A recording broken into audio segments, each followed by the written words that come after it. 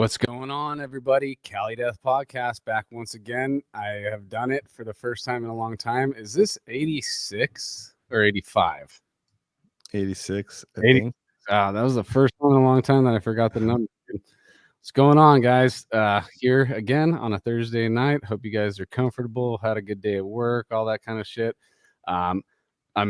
We're half resident homies down tonight. We got Joseph and Joel missing in action. Joel is I think at a show, and Joseph's getting ready to play a show. So rock on, dudes, do your thing. I'm here with Casey. What's going on, bro? Hello. And tonight, very special guest. I've been wanting him on for a while. An old friend of mine. I toured with this guy in 2013. Was it? Yeah, I think, or was it 12? 2012, excuse me. Yeah. As second guitarist of Severed Savior, right now he's playing with Artificial Brain. We are joined by Oleg Zalman tonight. What's going on, Oleg? I should say Lego. There you go. What's going on, dudes? Thank you so much for having me on and taking the time. Yeah, dude, definitely. So I'm actually fearing I'm scared that I'm going to cut you off too much, because I was doing it last week with Matt Hollenberg too, like with the computer audio. It's like I grew up in a family where I was always like, you got to get it in, in conversation. And when I have the mic and we just have the computer audio, it's kind of hard for me to.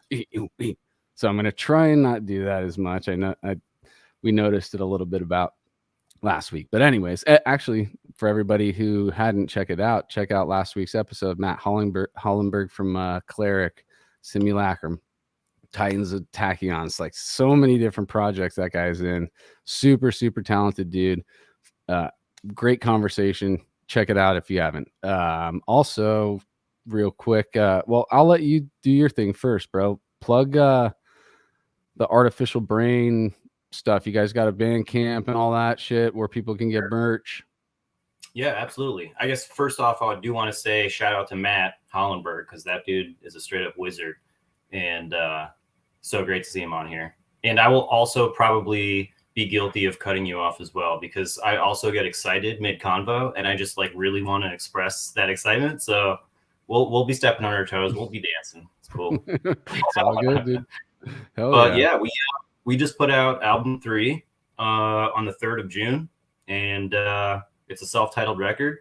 We figured it would be a perfect opportunity to kind of like have a capitulation of all that has happened in the last decade or so.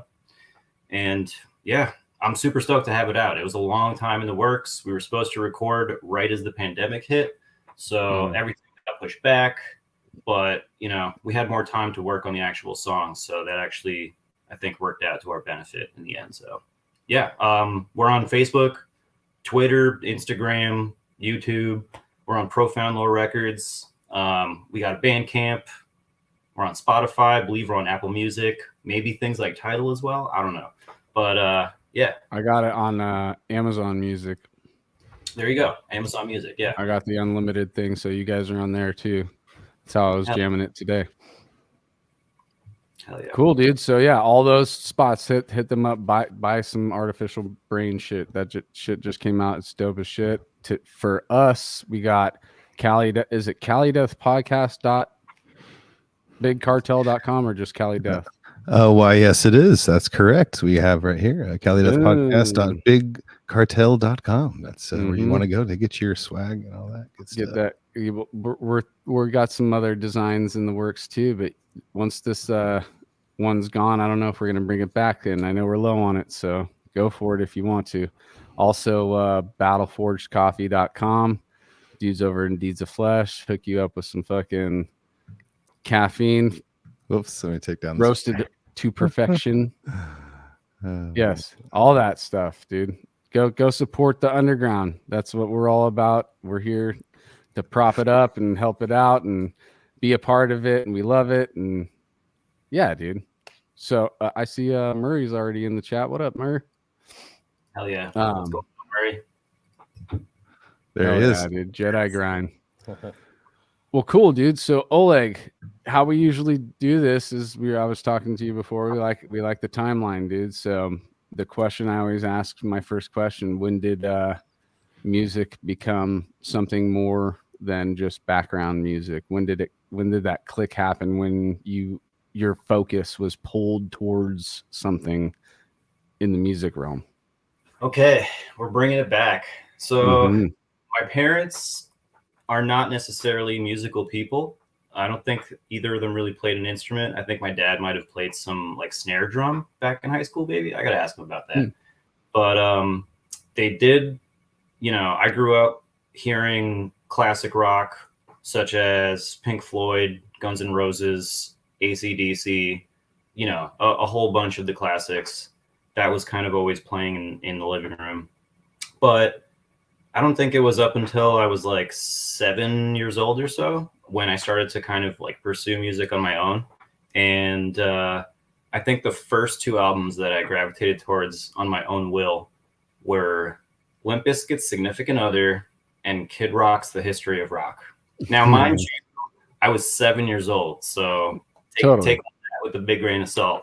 I real quick, I was a new metal kid at the time that it happened, dude, and Limp Bizkit was something that I had liked for a little bit. And is that Kid Rock record that you're talking about? Is that the first one with the ba shit? It's got the one song I can recall from that album is the one that samples Metallica's "Sad But True," American Badass. So I I don't think know. it's Yeah, that might be a sophomore yeah, release. yeah. Actually, I think no, so. that dude did some like underground rap shit in late 80s, early 90s from Detroit, where I think he even used the N-word, dude. That's pretty crazy, right? Look at Kid Rock now, and he's dropping the N-word on his first few albums. But we don't need to go too far into Kid Rock right now. So with those two records, but so what that is, what year were you born? 91. So I'm 91. 31 now. So you're experiencing it in real time too, because Yeah, that totally. was the years that those came out. Okay. Yeah, that's what was fresh and marketed in everyone's faces. Anyone that's of an age that's perceptible to what's being pushed to them in the media, which I guess Mm-hmm. the internet was around back then, and I was kind of always on the internet for as long as I can remember, but it still didn't have the same kind of like uh, there wasn't that shift yet from like the televised music industry to what music kind of exists as now online. Right. But yeah, I mean, as a 7 year old, I mean, you know, along with hearing like classic rock albums, I would also like obviously be around like Britney Spears and like Backstreet Boys and NSYNC and like all that stuff that was like the mega popular stuff of the time. Yeah. And MTV fed me most of yeah, my shit for a while. Yeah. yeah. So I don't know. I guess it was also MTV that led me down that hole of new metal.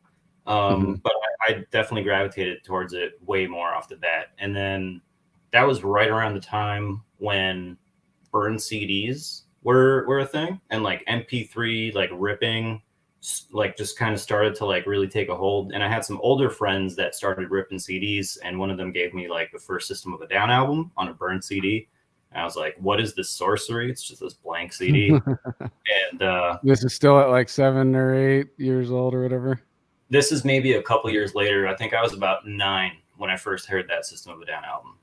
Okay. Um, and then I kind of just dived into the more heavier side of new metal with like Slipknot and like Mudvayne, Right. Korn, whatever.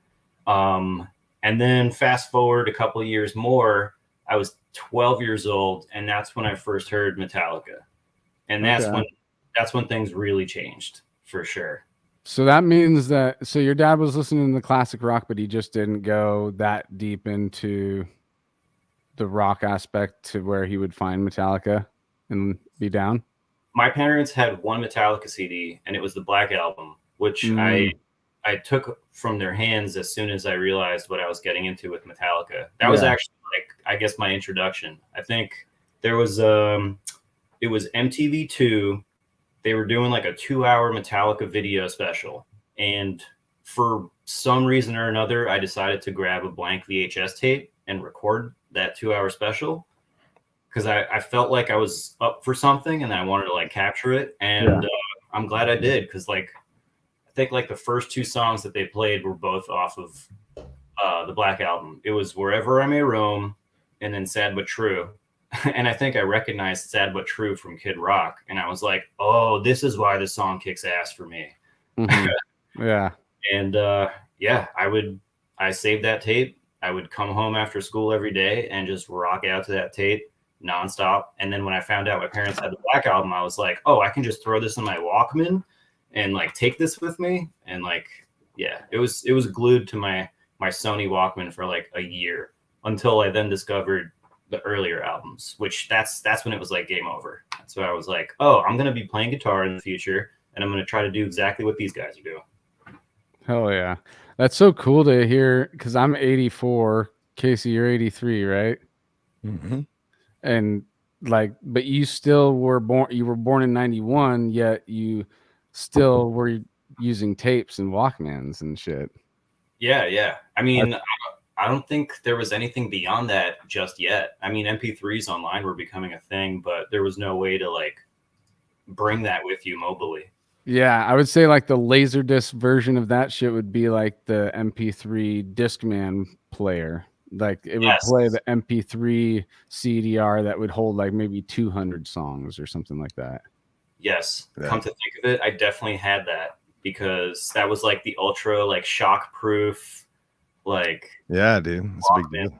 Yeah. I was stoked on that one too, and it had a little display so you could actually pick. It was iPod before iPod. You had to put a disc in it though, you know. Dude, how shitty were those like very first portable CD players? Like I think I had like some Sony one that like didn't have the shock protection yet. It was like the super like, and it just couldn't even like walk listening to it, you know. I'll one up you with one that they were trying to improve that, so it came with like a car kit where it had like rubber shock absorbers that you would mount. Oh, I remember that platform. That, but they're like, we the car can't do kit. this is too new for us to actually do anything with the hardware and all that shit. So we'll just give you like an adapter to put on it that'll hopefully work better, I guess. Yeah, dude. like a shock absorption kit. Yeah. It was wild, but I mean those are the steps you see getting to the iPod and all that kind of shit, you know. Yeah, absolutely. Enough people saying fuck this shock absorber thing. Still only if I slam on my brakes, that shit's still gonna skip. Most people slam on their brakes. Right. I remember like walking around with it in my hand because it was like too big to go into any of my pockets. And so like, you know, people when they walk, they usually tend to move their hands a bit, but like you had to like keep that hand solid if you want. Yeah, you couldn't fit it. Yeah. Totally. Walking around like a weirdo with like one arm down, not moving at all. Yeah. No, what I would do, I'd put it in the front of my hoodie pocket and then just like support it with one hand and then walk with the other. Right. Hoodie size, or the back of your backpack. Yep. Steal it or something. Yeah. Well, I thought you were talking about like the portable CD players that like had like all the like, you know, they just kept like advancing this shock protection, like, oh dude, we got it nailed, you know. And it was like the eventually just like phones, like before they changed the style, but like all the flip phones, and there's like these, I remember those ones that were just like covered in rubber and they're all yellow. Yeah. And they're just like, you can throw that against the wall and it won't skip, you know. Right. And like, it was like the Walkman was like covered in like an otter box. Yeah, exactly. Yeah. But I'm glad that's not technology. So the Metallica, that switched to gear. Metallica was it. That was what prompted me to have my parents buy my first guitar when I was 12. And I pretty much like exclusively listened to Metallica for like a year and a half. I didn't want anything else. I was totally and like that's kind of that vibe kind of stuck with me through the times. I'm a very obsessive listener, so when I find something I like, I just like go at it until I'm tired of it and I can't listen to it for another couple of years or something. I hate to take it into the weeds one more time, but I have this thing that's happening recently with me, which is, do you guys wake up in the middle of the night and the song's playing in your head? Oh yeah. Either one of you guys. So I'm having the phenomena of the same album that is replaying while I'm sleeping, because every fucking time I wake up in the middle of the night, it's a different part of that album that's like playing, you know?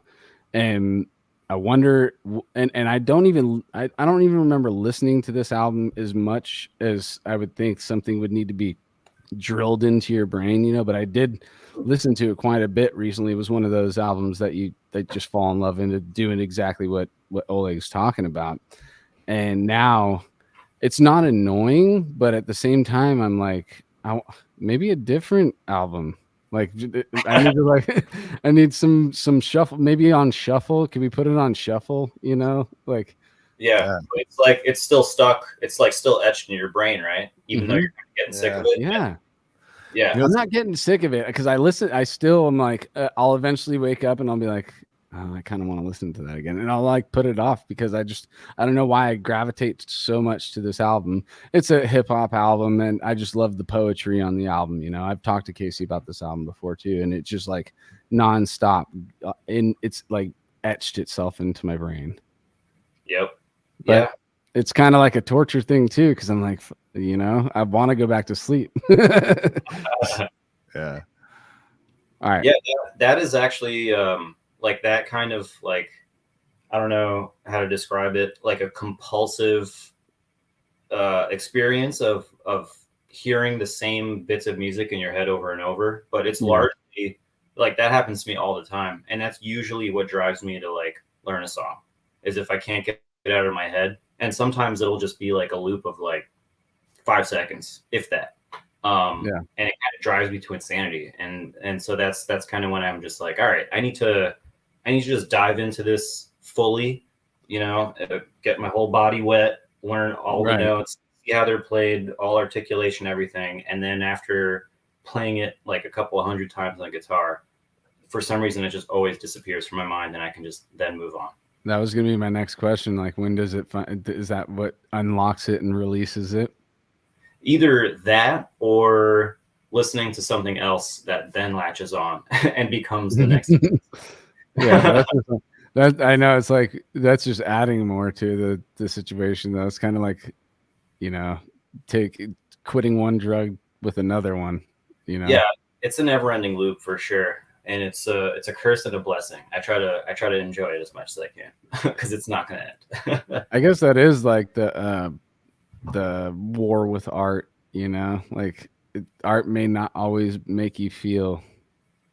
Well, it always makes me feel good in a way, but I'm just saying, like, it could be a resistant thing at certain times as well. Yes, I'm getting super stony already, guys. Let's get back onto Oleg. It's all right. I'm down. Back to Metallica again. Yeah. I mean, what can I say about Metallica that has not already been said? I think James Hetfield and the other guys are some of the finest writers of songs, not just riffs, but where they take certain like little thematic things. I just relearned Blackened, Fan Justice for All, which was probably my next favorite once I discovered those older albums. And Justice for All was the one that I kept coming back to because I just felt like it was the most brutal, but still very adventurous. You know, like they start that album off with Blackened, and I mean the song starts with like that like classic Metallica like stacked guitar parts where you have rhythm and then like 3 leads at least, and I think they're all double tracked or something. So it just sounds like this cacophony of just harmony, like anthemic, powerful harmony that goes someplace and leads you up actually. And I just listen to so much Metallica. And then once I finally got a guitar in my hands and was like learning how to actually make the noises that I was hearing, I pretty much just played Metallica songs for a long time, like 2 years or so. That's great training, dude. Yeah, definitely. I mean, I think actually the very first thing I learned on guitar was what probably a lot of people also learned, and that was the intro to Smoke on the Water. Probably because I got my start through like reading guitar tabs. And that was like one of the first tabs that's always in an example. It's just like, here's how you read these weird numbers on lines. And that blew my mind a lot too, because I didn't really have a guitar teacher growing up. and then I was online and learned about these tabs, and was like, oh, you could just read numbers and and learn how to recreate the sounds that you're hearing that you love. I was just like, this is crazy. Yeah. So okay, so you're saying you're self-taught then from the beginning. Mostly, yeah. I didn't have any okay. I started when I was 12. That was 6th grade in junior high school. Then came throughout junior high school, I played guitar obsessively. Do you have any peers that you were jamming with or anything during that time? That was a huge part for me because I had some close friends that also played guitar. And then through them, I met some people that were a little bit more serious musically. Mm-hmm. And I remember this dude, Billy Ewan. He was my first like real in-person guitar inspiration. And I remember the way he was introduced to me was like, this guy can play all of Metallica solos. And I was just like, what? Yeah. And yeah, we played like a bunch of covers together. I don't know how much like we actually like went into writing originals. I think we like kind of tried to get something going, but it just never worked out. But we did like a battle of the bands, and we played 3 cover songs. It was Tornado of Souls by Megadeth, Mr. Crowley by Ozzy Osbourne, and I'm forgetting the 3rd track. I think it was The Trooper by Iron Maiden.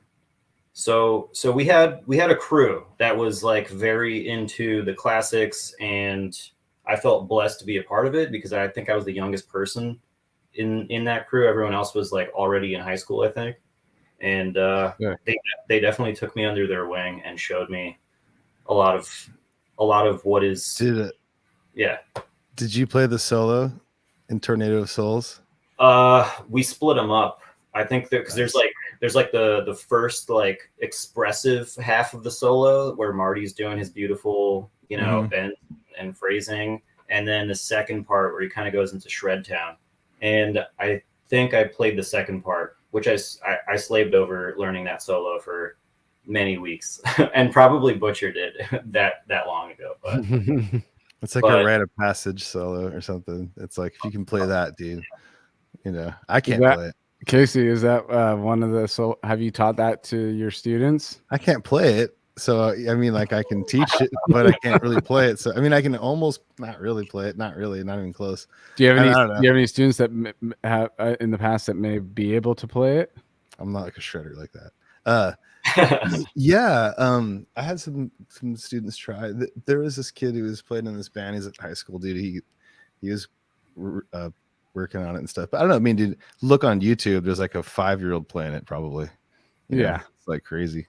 Well, that's kind of like with the access to knowledge and information that Oleg was kind of getting to, finding the tabs so quick and being able to teach himself at home. Like that's kind of part of the exponential growth of humanity and the internet, like being able to not coexist, but like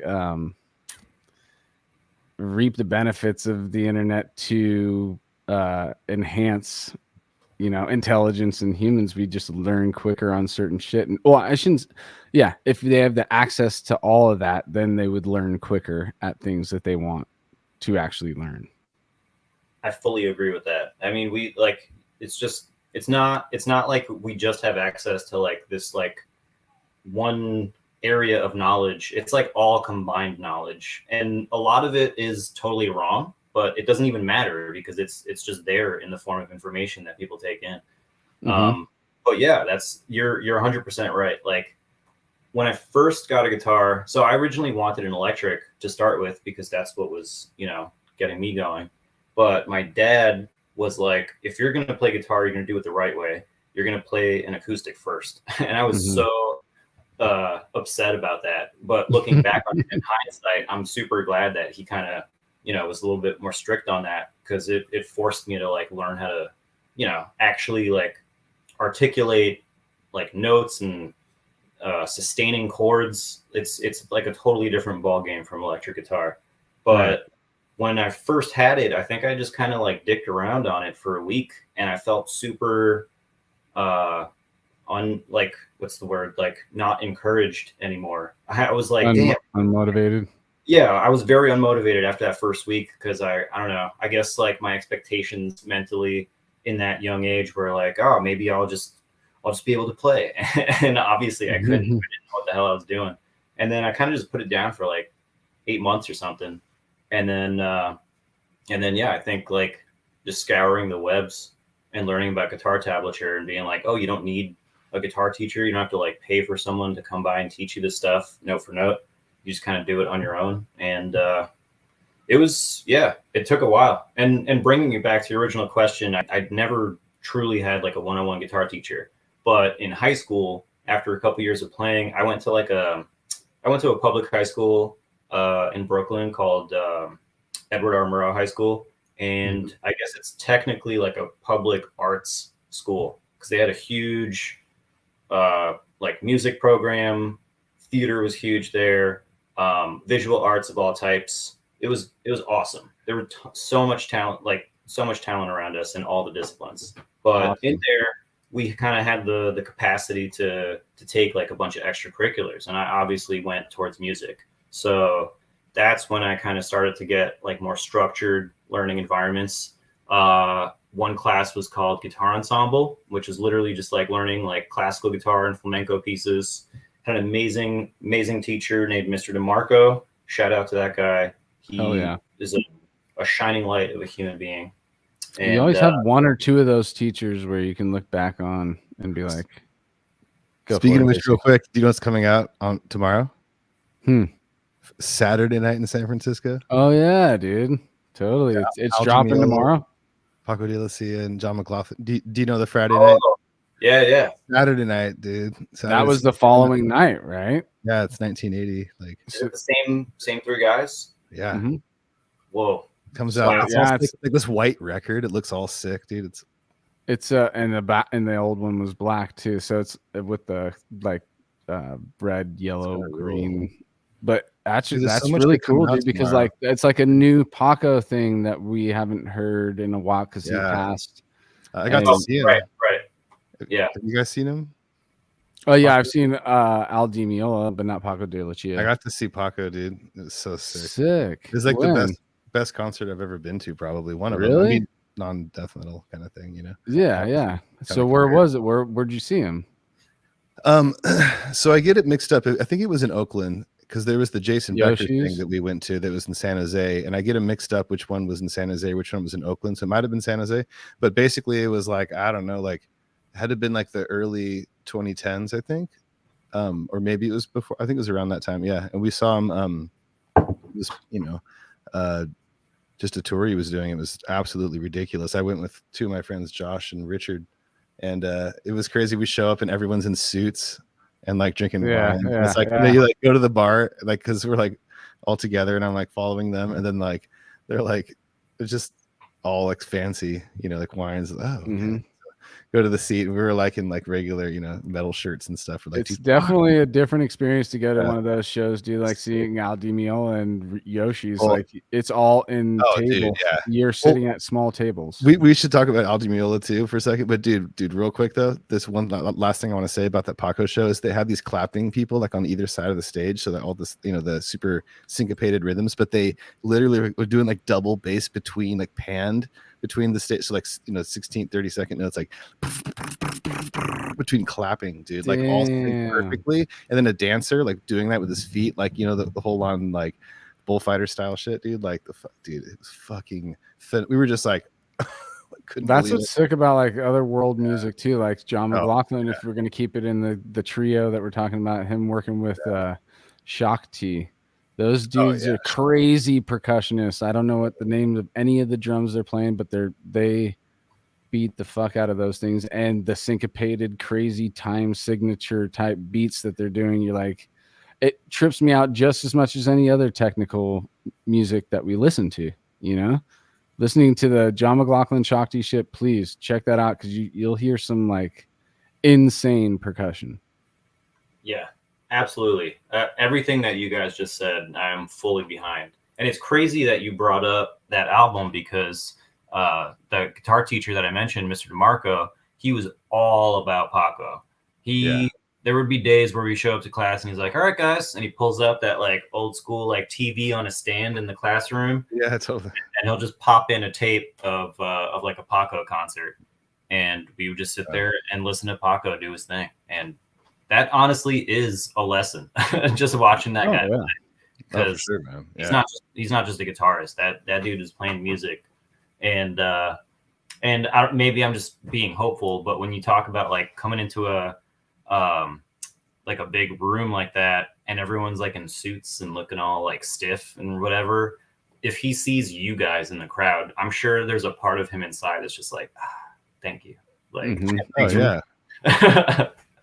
actually, Gilbert's got a story about Al Di Meola show that he told on the previous podcast where he was like, fuck yeah, in between songs and shit, and everybody else is doing the wine and suit thing that Casey's talking about, and you just it didn't matter because we understand, like, it's all I probably, this is something that I was saying on the Hollenberg episode, but it's languages, dude, and that I can understand that language even though I can't speak it, you know, and we feel it, and it's just as like sick and shreddy and technical as any fucking death metal we've come across, maybe, you know, surpassing most of it. And it's something that I with the Gilberts and all that stuff, the Gilberts, why am I saying multiple? Mike Gilbert is the reason why I know about that, and he's got great taste in fucking music, guys. So, and I realized he made it click with me, like, like this is just as sick, if not sicker, than most of the shit that we're bumping, you know? Yeah, absolutely. And going back to kind of what we talked about, I think it was actually before we were even going live, just warming up, but talking about how literally this is about having fun, like first and foremost. And any high level musician like Paco or Al Di Meola, they're not going to do it if they're not having fun. And so for that, like, I'm sure for like Al Di Meola to hear Mike just cheering between songs, he's expressing that inner fun that he's trying to achieve on stage. So it's totally fun. And going back to Friday Night in San Francisco, there's comedy on that album that you're hearing in their guitar work, you know, and people are laughing in the audience. You're actually wanting to see, is there actually a video of the Friday Night in San Francisco album? I don't know if there's a video for the whole thing, but definitely that like one hit song. I forgot the name of it. Mediterranean Sundance. Is that what it's called? There's that video. Yeah, there's that one for sure. Definitely a video of that. Mike's somewhere in the chat. Mike's in the chat right now. He says there are several videos. So yes, what's up, Mike? There you go. We want them. I want to watch that because there's parts where the audience is cracking up, dude, and I just want to see what their like body language and facial expressions are at that time too, because you could hear it in how they're playing. They're like playing the Pink Panther theme or whatever they're playing, you know. And, that's right. But it's just like, that they're up there having fun, and then they're shredding your face off right after. You know? Absolutely, yeah. Everything else comes secondary to that. All right. Now, speaking of having fun, I'm gonna crack another beer real quick. I will be right back in 10 seconds. Go for it, dude. Yeah, no worries. Dude. No worries, dude. But yeah, that's out. That album's dropping tomorrow. That's sick, dude. I want it. July 1st. Yeah, it's gonna be great. Yeah, then so many Al Di Meola stories. We've told them before, but it's always I mean, there's that time where the power went out that I saw them, and he had to play like acoustic with no power. Like basically had to just come to the front of the stage, like with his band, and they had to play like quietly, But they played. Awesome, though. They did those songs though, like the more like acoustic, just straight, because it was like an Italian band, and they had like accordion and all kinds of other stuff. But sick. That was a cool night. There was like a storm in San Francisco, and like they were playing. The power went out. They went off stage. They kept trying to come back on stage, and we're just in the audience waiting. Like it's all good. And then like after an hour or something, like waiting, they just come out. They're like, "All right, well, you've all heard of Friday Night in San Francisco, but this is like, something like funny Friday night in San Francisco or something else. I can't remember what you said, or this is a different Friday night or something like that. And so, oh shit, we got a special guest. It looks like I'm getting a digital stream here. Digital stream. Is this? Oh shit! Open door policy. Where did he come from? Oh my. Hello, goodness. Oleg. I love you. On, I miss man? you. I miss love your you Musk. too. Dude, oh my god. So good. Yeah, dude. It's better. Great to see you on here, man. And Yeah. see you in general. It's been almost 10 years. It's Or been more, actually. It's been a little more since I first showed up at your doorstep at like 2 a.m. Yeah, that was amazing. Having you basically live with me for a month, and then live with you on tour for a month, and then a week after that. That was fucking some of the best times of my life, man. It was great. Hell yeah. Well, I want to get to it for sure, dude. Where's the other man? Hey, you know what? Hold on. Since we're talking about Friday night in San Francisco. Yes. You guys have all seen Three Amigos, right? Yeah. Okay. You're talking about the movie, right? Yes. It's been a while, but yeah. Martin Short's character, Ned Niederlander. There's a point in the movie, and Anthony knows that I relate to everybody else on this planet through movies. This is how I like how whenever I try to tell a story, I have to bring a movie into it because I'm very visual. I need you to understand the way I see something. So in Three Amigos, there's a point where Martin Short is the German dude, the German ace and like gunslinger dude, is like, whoa, you're Ned Niederlander, the star of stage and screen. I've seen you in every movie. I used to follow your career and watch every, I practiced for fucking 20 hours a day with your quick draw technique and blah, blah, blah. And Martin Short's like, oh man, thank you so much. And then he's like, and then I learned about trick photography and how they could speed things up. And he's like, I didn't use trick photography. So I had, and pretty much everybody else who idolized Friday Night in San Francisco always thought of it. And don't get me wrong, it is mythically and monumentally amazing. Mm-hmm. But it was sped up, and it was sped up significantly. And if you watch the YouTube videos from that show, which I saw maybe 10 years ago, I saw years later after I had already, I was playing along with like Mediterranean Sundance. Like that was my claim to fame in the late 90s, was I could actually play that song all the way through, all the leads and shit. And it took fucking forever to fucking get that shit down as much as I could. And then, 10, 15 years later, I saw some videos on YouTube of that night. And I'm like, oh, okay. So that's why it's actually it's like a half step tuned high. Like it's in it's in like F. If you actually like try to play along with that song, you have to tune way up. And that's because they actually sped the record up. Wow. And, when I see the video on YouTube, my chest right now, dude. when you see the YouTube videos of that show, you'll instantly notice that it seems like a different song because it's actually a little bit slower and the pitch is significantly lower. Not to say that it's not incredible musicianship, incredible music too. Yes, just in general. But the first thing that came to my mind was that German dude confronting fucking Martin Short and Three Amigos going, and then I learned about trick photography and all these studio tricks that you do. And so that was a very long way of saying that check it out. Check out the videos and you'll see that it's actually not exactly what it seems. Yeah, that makes you wonder, like who made the executive decision there? It's like, when you watch the videos, you'll see that there's a few licks here and there that are different than what's on the album. So those were actually touched up in the studio.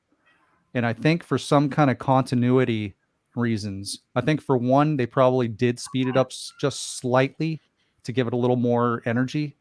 But I think they were trying to keep a consistent pitch, knowing that they had to overdub parts and make them sound exactly like they did. So it sounds like it was all a live show, which 95% of it is live on the album, but there are actually some punch-ins that they do. So I don't know, you know, what everybody exact does reasons, today. but yeah. Anyways, back to Oleg. Take it back to Oleg. I will. So I don't, but I'm actually lost in your timeline now, dude. We were talking so much about those guys. So when did you actually get serious with like jamming with your first band? I want to hear about that, like situation where things were like moving and getting, you were writing originals, you know, you're actually doing the real thing versus, you know, covering songs and all that kind of stuff. Well, when it comes to writing originals, I kind of just like always avoided that up until like halfway through my time working with Artificial Brain and Dan. Okay. He was kind of the one that lit that fire under my ass to be like, what are you doing? Like you need to start writing your own stuff and working at that craft, because it takes just as much time practice wise to like craft songs as it does to actually just learn and play them, which is something that I always kind of didn't realize but should have, because like everything else in life, if you want to be good at it, it just takes time and practice and tons of perseverance. But yeah, I mean, so like that group of friends that I mentioned earlier, where we we played a bunch of covers, that was really like all of us were just really into that music and just wanted to play it together and recreate it live. And we, all of us were like-minded in that sense. So we just got together and did exactly that. We chose some songs. We covered a bunch of other songs that we didn't like play live, I guess. But like we learned a bunch of Metallica songs. I remember playing Orion at one point, which is a kind of, I guess, like a Metallica deep cut, because not many people talk about Orion, but I think that's an incredibly sick song. And yeah, we were just trying to show our love for the music that we love by way of playing it. And right. Yeah, I kind of just did that always. And it kind of goes back to like our conversation about having like the same song stuck in your head and it's just replaying over and over. And eventually you need to do something with that energy. Otherwise you're going to go insane. So just learning to play songs that would just get stuck in my head, that would always be just like my way to kind of alleviate that insanity of having it playing over in my head, but at the same time kind of seeing what exactly was going on, and kind of treating the guitar as like a sound puzzle. You hear like someone playing like a bunch of riffs and it's like, okay, there's a bunch of little parts that are going together here. How exactly are they making that happen? And so I always love just like learning how to recreate that on my own. So like you'd be listening to like a Defeated Sanity song and you'd press play and stop and press play and stop and only play like the first 5 seconds to try and get the first 5 seconds. All right. And then we move on to the next 5 seconds. Yeah, well, kind of. I mean, all right. So with Defeated Sanity, that stuff, there's only one song of theirs that I like learned through and through that I tried to cover by ear, but I eventually got the help from Jacob, their bassist. He helped me out and kind of gave me notes on the tab that I sent him of what I thought was going on. And parts were like on, and then there were other parts that was completely off. And that's the kind of band where not only do they like technically go into acrobatic Olympic levels of insanity, but they also take like the sound very seriously, and the production that they go for is like unrelenting brutality. Like those guitars, especially on like Psalms of the Moribund, they sound like they were recorded like deep in a sewer somewhere. And that's the vibe. Like that's what they were going for. And I love that so much. But yeah, that kind of stuff is kind of impossible to learn by ear, because it's just like, one, the level of like technical insanity that's happening, and two, the sound production just doesn't let it. But yeah, I started using my ear way more after, like, once I was in like junior and senior year of high school, because that's when I took some more music classes. I was in jazz band in high school, and then I took music theory, and then went into AP music theory, and pretty much all of that was all about ear training. And that's what really, then that's when I went from like having songs stuck in my head to having like little snippets of sound stuck in my head over and over. So kind of, I guess like on the one hand, it kind of takes that insanity and pushes it to another level. But at the same time, it's kind of like you need those tools in order to like cater to the sounds that you're trying to recreate on your instrument. But yeah. So when did you come across death metal? Like when did you get more extreme? Like we got up to Metallica, but I don't think we really got into how you got deep into the underground. Okay, so after Metallica, I found out about like all of like the big thrash bands of the 80s. So, you know, what do you got? Megadeth, Exodus, Testament, Anthrax, Pantera was a band that I got into big time around the same time as Metallica. For some reason, a lot of people love to hate on Pantera, but I think Pantera songs are incredible. And a lot of people try to sound like Pantera and nobody can do it because they fucking ripped. Like there's no those were pivotal albums for me as well. That discography rips. Yeah. Oh my God, absolutely. And Mike was the one who showed me all of their like house tapes, like them touring and like making like DIY home videos. Oh yeah, it's the best, dude. That's what made all of us want to tour. They glorified it so much and romanticized it so much, and then you really go out there. Yeah, well, I guess they were still around in a time where like the label would just be like, "All right, yeah, we can cover those costs of hotel damages." Whereas nowadays, that's not a thing. So no, I mean, but those were very, very important videos for many of us, dude, for sure. So yeah, dude, so you went that natural route, but I want to know like the more like when did you get into the extreme shit? Yeah, so all right, I'm trying to like piece together things on the timeline. And was it just the crew that you were rolling with who discovered what first? Everybody's trading shit back and forth. Yeah, so I kind of was always the youngest kid in the group, and I guess a benefit of that was always like people, I guess, deciding to like share things with me and like show me the way as metalheads do. And so I just had tons of people sharing music that they loved with me. And because like I was coming up in the time of the internet, it was very easy to share music, you know, here's the MP3s, dude, here you go. Like there was one of my good friends who I actually just saw recently again, Corey Jacobs.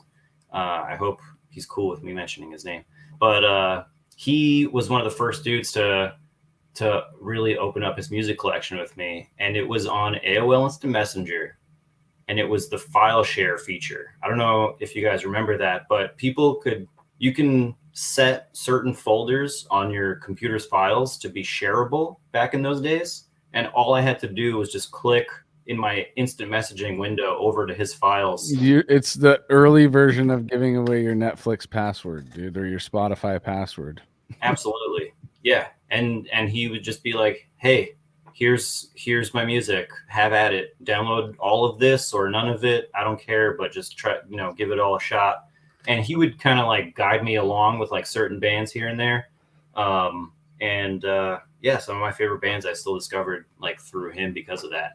But I would say if we're starting to get into more extreme realms past like early thrash metal, I think In Flames and Children of Bodom were two bands that I gravitated towards a lot when I was like 13, 14. And that's like through those guys, somehow I also wound up finding out about like the whole like shred scene, like Shrapnel Records. I guess before Shrapnel Records, you got guys like Yngwie Malmsteen and Steve Vai. And that was huge for me as well, because I had no idea that those things were possible on guitar.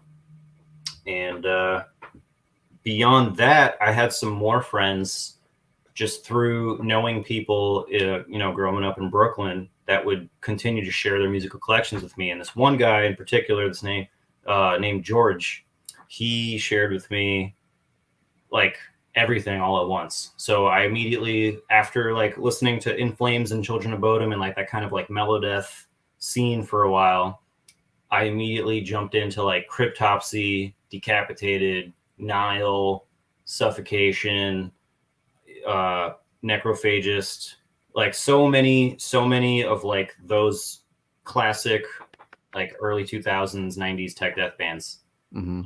And I immediately gravitated towards it. At first I was kind of like, I don't know what my ears are hearing, but I'm very intrigued.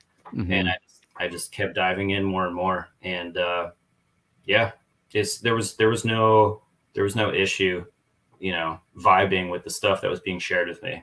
I was just kind of collecting everything that was shared and just absorbing all of it. So yeah, from Metallica to like kind of Melodeath to just immediately going right into like the deep end of the pool, I guess. Totally. And I guess like slightly after that point is when I started being more exposed to black metal, like Emperor, Mayhem, you know, like a whole bunch of the classic bands.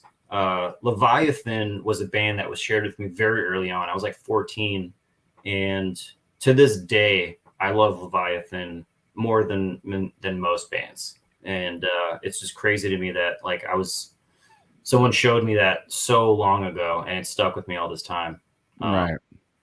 But yeah, as soon as I like dived in head first, it was kind of like everywhere from there. I like shortly after that, I started getting into like really hardcore like electronic music, like Venetian Snares and Aphex Twin. Oh yeah. And, Square Pusher. Like those three were huge for me. And yeah, it was just like a time where I was just like privy to so much music coming at my way, and I was just having all of it. Right. It's like I haven't mentioned it in a while, but those are all those sections of time are all software upgrades with all the stuff that you were being exposed to build up to get to this more intricate style of death metal. And Venetian, like listening to Venetian Snares, you got to have the brain that's ready for that, dude. And especially if you skim through that whole his whole discography is just bananas across board, all different styles on all these different albums, but it's all like crazy stuff. So yeah, you got to like build up to get to that. If you just got dumped Venetian Snares at 7, you'd be like, what the fuck? If I met a 7-year-old that was into Venetian Snares, I would be like, I gotta like watch out. Oh, that's like probably, yeah, like a decade from now we're gonna see some 7-year-old Venetian Snares fans, no doubt. Right. So okay. Yeah. Also, I should mention our old guitarist David Siskin from Odious Mortem, the original guitarist. Warbreaker.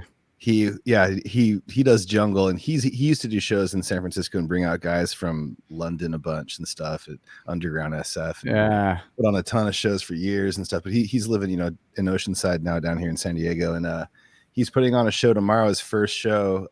It's going to be like every first Friday of the month at Oceanside Brewing Company.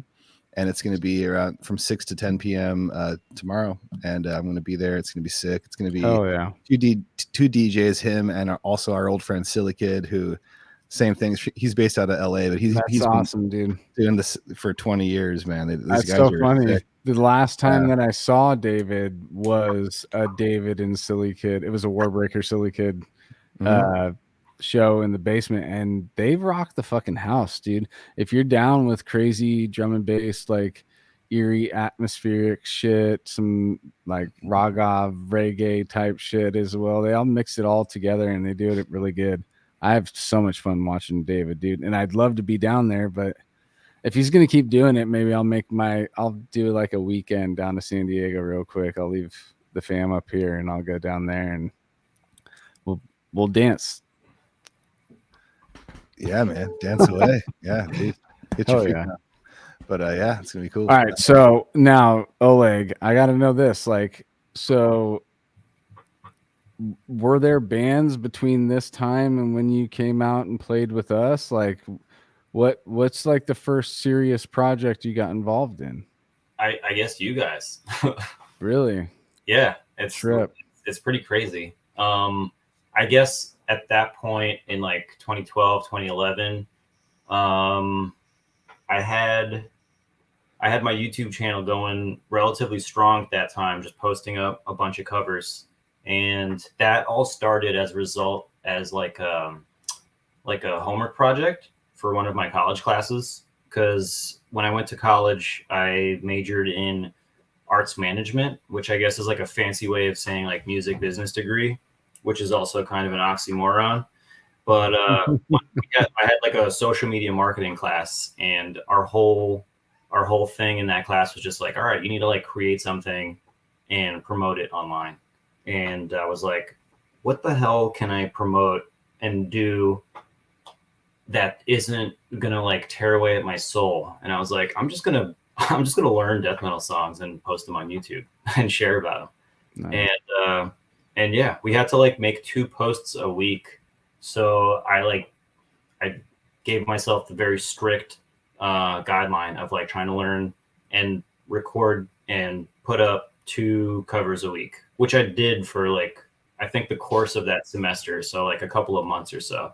And then was that still under the Noob Sauce moniker? Yeah. That was your name then too? So that was, I think I created a YouTube account right when YouTube became a thing. Oh my God, it's Troy. Fuck yeah. What up? Cheers, buddy. Dude. How's it going, man? Since you said cheers, dude, you guys do your introduction real quick. I gotta pee so bad. I gotta go get another beer. Oh man, it's so good to see the boys. Hell yeah. Hell yeah. Oh man. What's up, guys? Yeah, well, we are stoked. This is a little bit of a secret surprise for everybody. Right. We are here with Mike Gilbert and Troy Fullerton from Severed Savior, joining us live. Secret surprise on the episode with Oleg, and super stoked to talk about it. So it's Troy. How's it going?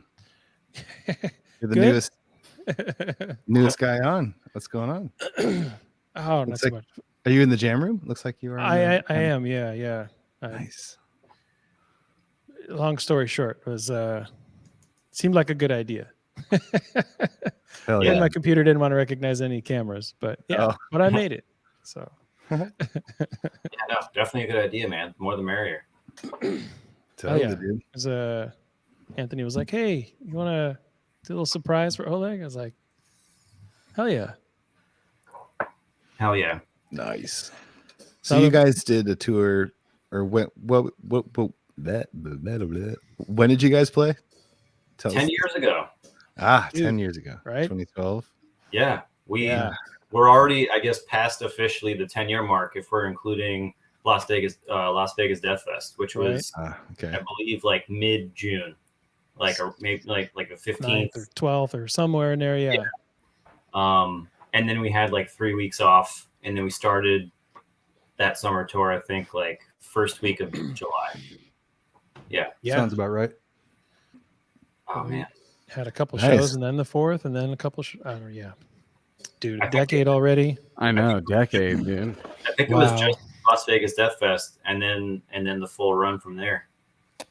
Yeah, dude. We met. Yeah. Did we meet for the first time at the rehearsal studio, Hit Wall? Was that the first time I met you in person, Oleg? Probably, yeah. I don't think you stopped by Mike's, and that's right. Yeah, it was at the rehearsal studio. I was gonna ask you guys what the name of that place was. Hit Wall. Hit Wall. Man, is that place still around? Yep. Yeah. Oh yeah. Randy, the drummer, still jams there. No shit. Randy Lopez, shout out. Yep. Shout out. He doesn't watch this shit, but it's all good. Steve, viral and saponification. Sick, dude. That's cool. That's a story that I've told a couple times, so I won't do it again. But it was cool that they were like right down the hallway, you know. Yeah. And we befriended them through, jamming there for how many months did we have that place? Like 2, if that. Yeah, it wasn't more than that, I don't think. Yeah. But we were in there as much as we could. No, because we didn't plan on kept it till after the tour. Yeah, but we didn't use it. We didn't practice a single time after the tour. No, yeah. Yeah. But I mean, we had it for a couple months before. Well, I think it was like February when we decided that we were going to do it, the reunion tour, and then, I posted a couple of, I forget, like a Facebook post and maybe on the SMN board that we needed a touring guitarist, and was That's probably right. Yeah. When I don't, when was it? How soon after that? Oleg? It was either January. It could have been January that you made the post on SMN News. But yeah, it was definitely like just earlier in the year, about a half a year prior to the tour that you posted about it. Yeah. Dude, I just realized Murray's in the chat. Murray's in the chat. If we had James, we'd have like the full experience right now. Yes. James was our driver, roadie, source of entertainment, merch guy, source of entertainment, fellow drinking James buddy. He was the only one that got paid on that tour, and even then he didn't get paid that much. Yeah. But he paid us back in shenanigans and memories, dude. I love fucking James being a part of that, dude. Yeah. I was watching some of your YouTube videos, Oleg, and all of them were sick covers. I was like, oh, they're all fucking really good. And this and Psychroptic and all this. Wow, it's so sick, so sick. And then you played the Servile Insurrection, I think is one. It was the everyone. Dude, I got like all excited. Those were all his like audition tapes. Like he really. I had that's insane. What I say in the ad or whatever you want, the post, I said, email me and I'll give you a track that's question with, I think it had no vocals and it only had the part that I usually play, which is the left-hand side guitar. And I said, record yourself playing the right-hand guitar because that's the second guitar part, and here's the tab. And Oleg did it, and I think he got the job. And I had once we agreed, to hire him on to do it, I had sent him all the tabs that I had, and like within a week he had posted like 4 or 5 other videos of him playing severed songs. Crazy. Yeah. So it turned out a right-handed guitarist played left speaker and a left-handed guitarist played right speaker. Yeah, right. Yeah. No, I remember that time very vividly. And I don't know what came over me when I saw your post, like looking for a second guitarist, but I was like, was that my junior year in college? I was 20 at the time. So I was telling Anthony I was barely legal for this tour because I thought you were 22 on the tour. No, did I lie about my age? I was 20 when you made the post, and then my birthday's in late March, so I was like, well, I'm gonna be 21 by the time the tour over. But I saw that post, and I don't know, something came over me. I was like, the tab's right there. I just need to learn it, post it, share it with Mike, and see what happens next. And I remember you specifically asked for like a clear recording of the guitar part in the right channel, and I didn't know how to use a digital audio workstation at that time, and all of my YouTube videos at that time were just like shitty camera audio. I would just like tilt my amp up towards the camera and just blast it, and then by ear match the levels with like the actual like audio track. But I think I wrote back to you, Mike, in like a week or something. It was like 6 or 7 days. And I was like, hey, hope this works. Yeah. and then you sent me Acts of Sedition after that. And I think Fuck the Humans was the third track. And I thought I wouldn't be able to do it when I was trying to learn Fuck the Humans. That song tripped me up more than the first two. Specifically that like super shreddy bit in like halfway through verse 2. The scale part. Mm-hmm. Okay. Yeah, I had so much difficulty with that. I was so frustrated with myself. I was just like, well, I guess that. But just kept at it. It's funny how that's it. Just real quick, just for like individual musicians, like some part just is like, that's so hard, or like that one riff or that one part or something, it's just weird, It's like, I don't know. It's an easy part for somebody else. Yeah. Yeah. Well, I mean, don't get me wrong. I had a very hard time playing Question and Acts of Sedition cleanly, and thanks to Mike's advice, he helped me like clean up my picking technique like more than anyone. Like I owe it all to you, dude. And this is all through what how This was were in you guys? person though. Yes. Oh, okay. I was gonna say, damn, dude, you're fucking Well, he sending emails about pick technique, and you're improving somebody's pick technique on the other coast. You know, even though Oleg, he's the consummate professional. You know, even though he was 20 and I thought he was 21 or 22, whatever. He is regardless of how hammered he is a professional. He will, if he knows he has to learn something, he's not going to be sitting there practicing shit he's not going to be playing on stage. He's going to play what he needs to learn to get down until he has it. And his audition videos were enough for me to realize the potential and say, yeah, we got to hire this guy and get him out here. Mhm. And when he came out, I was still working at the emergency room. So I was working nights. So I'd get off at, 1, 2 in the morning, sometimes later. And I'd sit down at my little audio workstation.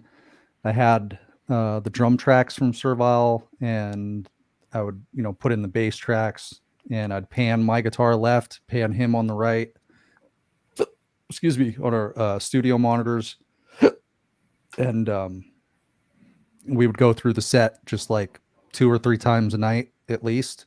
We would just go through shit over and over and over until we had it right. And I'm the kind of person that will stop a quarter of the way or half the way or 3/4 of the way through the song if somebody fucks up, and we're starting over. We're going to get it right the next time. Mhm. And And you Oleg gotta was play fine with that. from start to finish. So Oleg, you're flying out from the East Coast to West Coast. How's your schedule and his jet lag? Does that benefit you or does it not benefit you? I can't figure out what would work. Well, first of all, I have to say, Mike, thank you for the kind words. Yeah, of course. And I mean, so okay, getting to that schedule I think was rough, maybe like 1 or 2 days, and then it just kind of gelled over. Like all I did was just stay up later than I should have, like 2 nights, and then I wound up like being in sync with Mike's schedule. Oh, okay. I think like because I was so hyped to just be on the other side of the country and getting to know you guys and playing music for the duration of the summer, I think that was what like carried me forward more than anything. I was just super pumped and ready to fucking show that I was able to play, There'd be times where, I'd come home, we'd go through the set a few times, work on shit, and it'd be 3 or 4 in the morning, and then he'd go to sleep, and I'd stay out there and continue to work on stuff. And 10 minutes later, he was back out there. He's like, I can't go to sleep while you're still playing. Like, let's work on this. So, I mean, just the two of us, we just hammered it out. I was relearning these songs with him. I had not played these songs since, we hadn't played together live as a band since like 2007, rehearsing for that album. And even though it came out in 2008, later 2008, we still hadn't played together for forever. And I didn't start playing those songs again until I knew that we were going to do the reunion tour, which was around February of 2012. And I think Oleg came out in May, something like that. He came out like a month before our first show, which was a few weeks before the first show the tour started. Mm-hmm. And I was, really trying to build my stamina up and remember my parts, and we just hashed it out together, worked out everything, one bar at a time. Yeah, dude, I was just realizing Lego and I have played the same amount of Severed Savior shows. There was no shows that I played before Lego was in the band. So we're the 2 new additions to this situation. Yeah, man, absolutely. Stoked. That's so crazy though that like you just like dove in to Severed Savior, dude. There's no like real. There's like cover bands and then boom, Severed Savior. Yeah, I mean, I guess like putting up like a bunch of YouTube covers. it's like it's different than if I were to spend time playing in like random bands and playing live, because you play live, you know, you can mess up and no one will notice, as opposed to like putting up like a close-up video of you playing a song. And there's definitely mistakes in a bunch of my videos, but I was like, I don't have the editing skills, and I'm like too lazy to go back and change things. And after like the 70th take of playing a song, at some point you have to say like, okay, this is good enough for an upload. But Yeah. And most Running of out the of guys storage watching space. it. Oh, sorry. Go ahead, Troy. No, I just said, oh man, I'm running out of storage space. One of these is Yeah. gonna work. yeah, I was just gonna say most of the guys are like me that wouldn't even notice your mistake that you think you have. That's another thing too. It's like your perspective as the artist or the people, the performer, is different than most people that are watching it. They're most likely, just like live, they're not going to really notice the mistake that you know you made. You know. Oh yeah, definitely. I tend to be hyper focused on details, and it's something that I like actively fight on a day-to-day basis, because if I don't, then I'm just like a robot. But but I mean, I guess it helped, you know, with learning the Severed Saber tunes. It was really like an inopportune time for me to do that too, because that was my junior year, and I specifically took like more classes than I normally would have for that whole spring semester, because I was like, let me get a bunch of the hard stuff out of the way, so that my senior year at college, I can just focus on like my own hobbies and not have to worry about classes. And then yeah, like literally a couple weeks as that semester starts after winter break, I see the post from Mike, and I eventually I literally just dropped 2 classes. I would go to them still, but I didn't. I failed 2 classes because I had a meeting with one of my professors, and I was like, hey, so listen, I'm going to be doing this thing this summer. It's kind of my life passion. Mm-hmm. I'm not going to submit a final project. I just don't have the time. Yeah. And one of the professors that I went up to with this, he totally, I guess, like heard me, and I wound up getting like a B+ that semester. Wow. But 2 other classes I failed because they were very straight up with me. They were like, listen, we don't ask much of you. This final project is like most of your grade. I was like, yeah, I get that. I just don't have the time to work on this. Well, dude, I mean, I take that as like, you know, that's the classic go with your gut feeling. Like you're saying that this post happened, the tabs are there, and just something in you just were pulled towards it. That's you following your gut, and obviously that's not a 100% thing. But I'm saying, like, in these types of situations, it's like, as somebody who's that passionate about playing and stuff like that, you gotta see it through, and then you see this opportunity, and it's an opportunity that fits within, you know, kind of what you want to do, you know. So this is a now or never thing, and to follow your gut in that moment, that's a bold move, you know, at that age. And I gotta salute you for that, dude, because pulling out of junior year, almost into your senior year or whatever, that's not something I would have done, but I didn't go to college. So Well, I thank you. I honestly, like, I can't even take credit for it. It was just like a feeling that came over me that I was like, I need to do this. yeah. And then I didn't even think about it. I just went for it.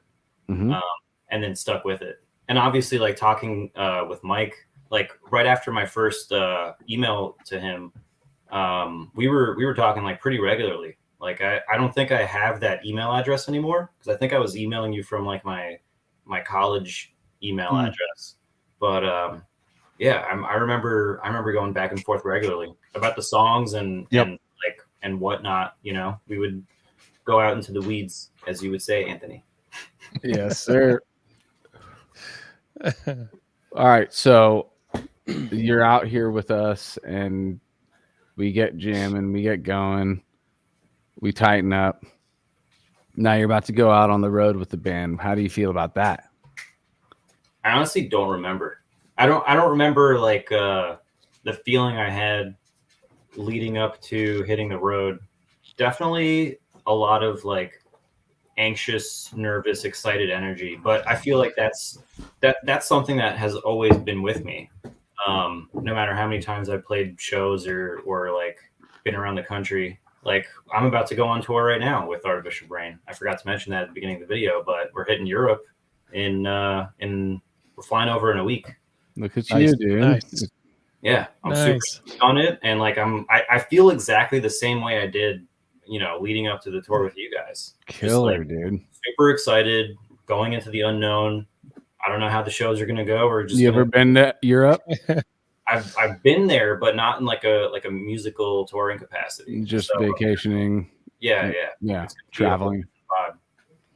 Killer, dude. So it's the best, dude. Just a little secret. That's yeah. That's someplace I've never been that I wish I could definitely go to as a traveler or performing. I'd love to do that too. Yeah. Both. I was gonna say, so kicking off the first show at Pacifica, you remember that show? Well, the first show was the Vegas show. Oh shit, yeah, I forgot. Yeah. Right, which was like such a weird little one-off because that was kind of like so that was your first show, right, Anthony? Yep. So that was your first show with the band. That was my first show with the band. First show for all the dudes in many years. Right. And like I think I speak for all of us when we say we were like all very like excited and just like anxious to get on stage and fucking do the thing. But it wound up being awesome. Yeah, it was fun, dude. It really was a lot of fun.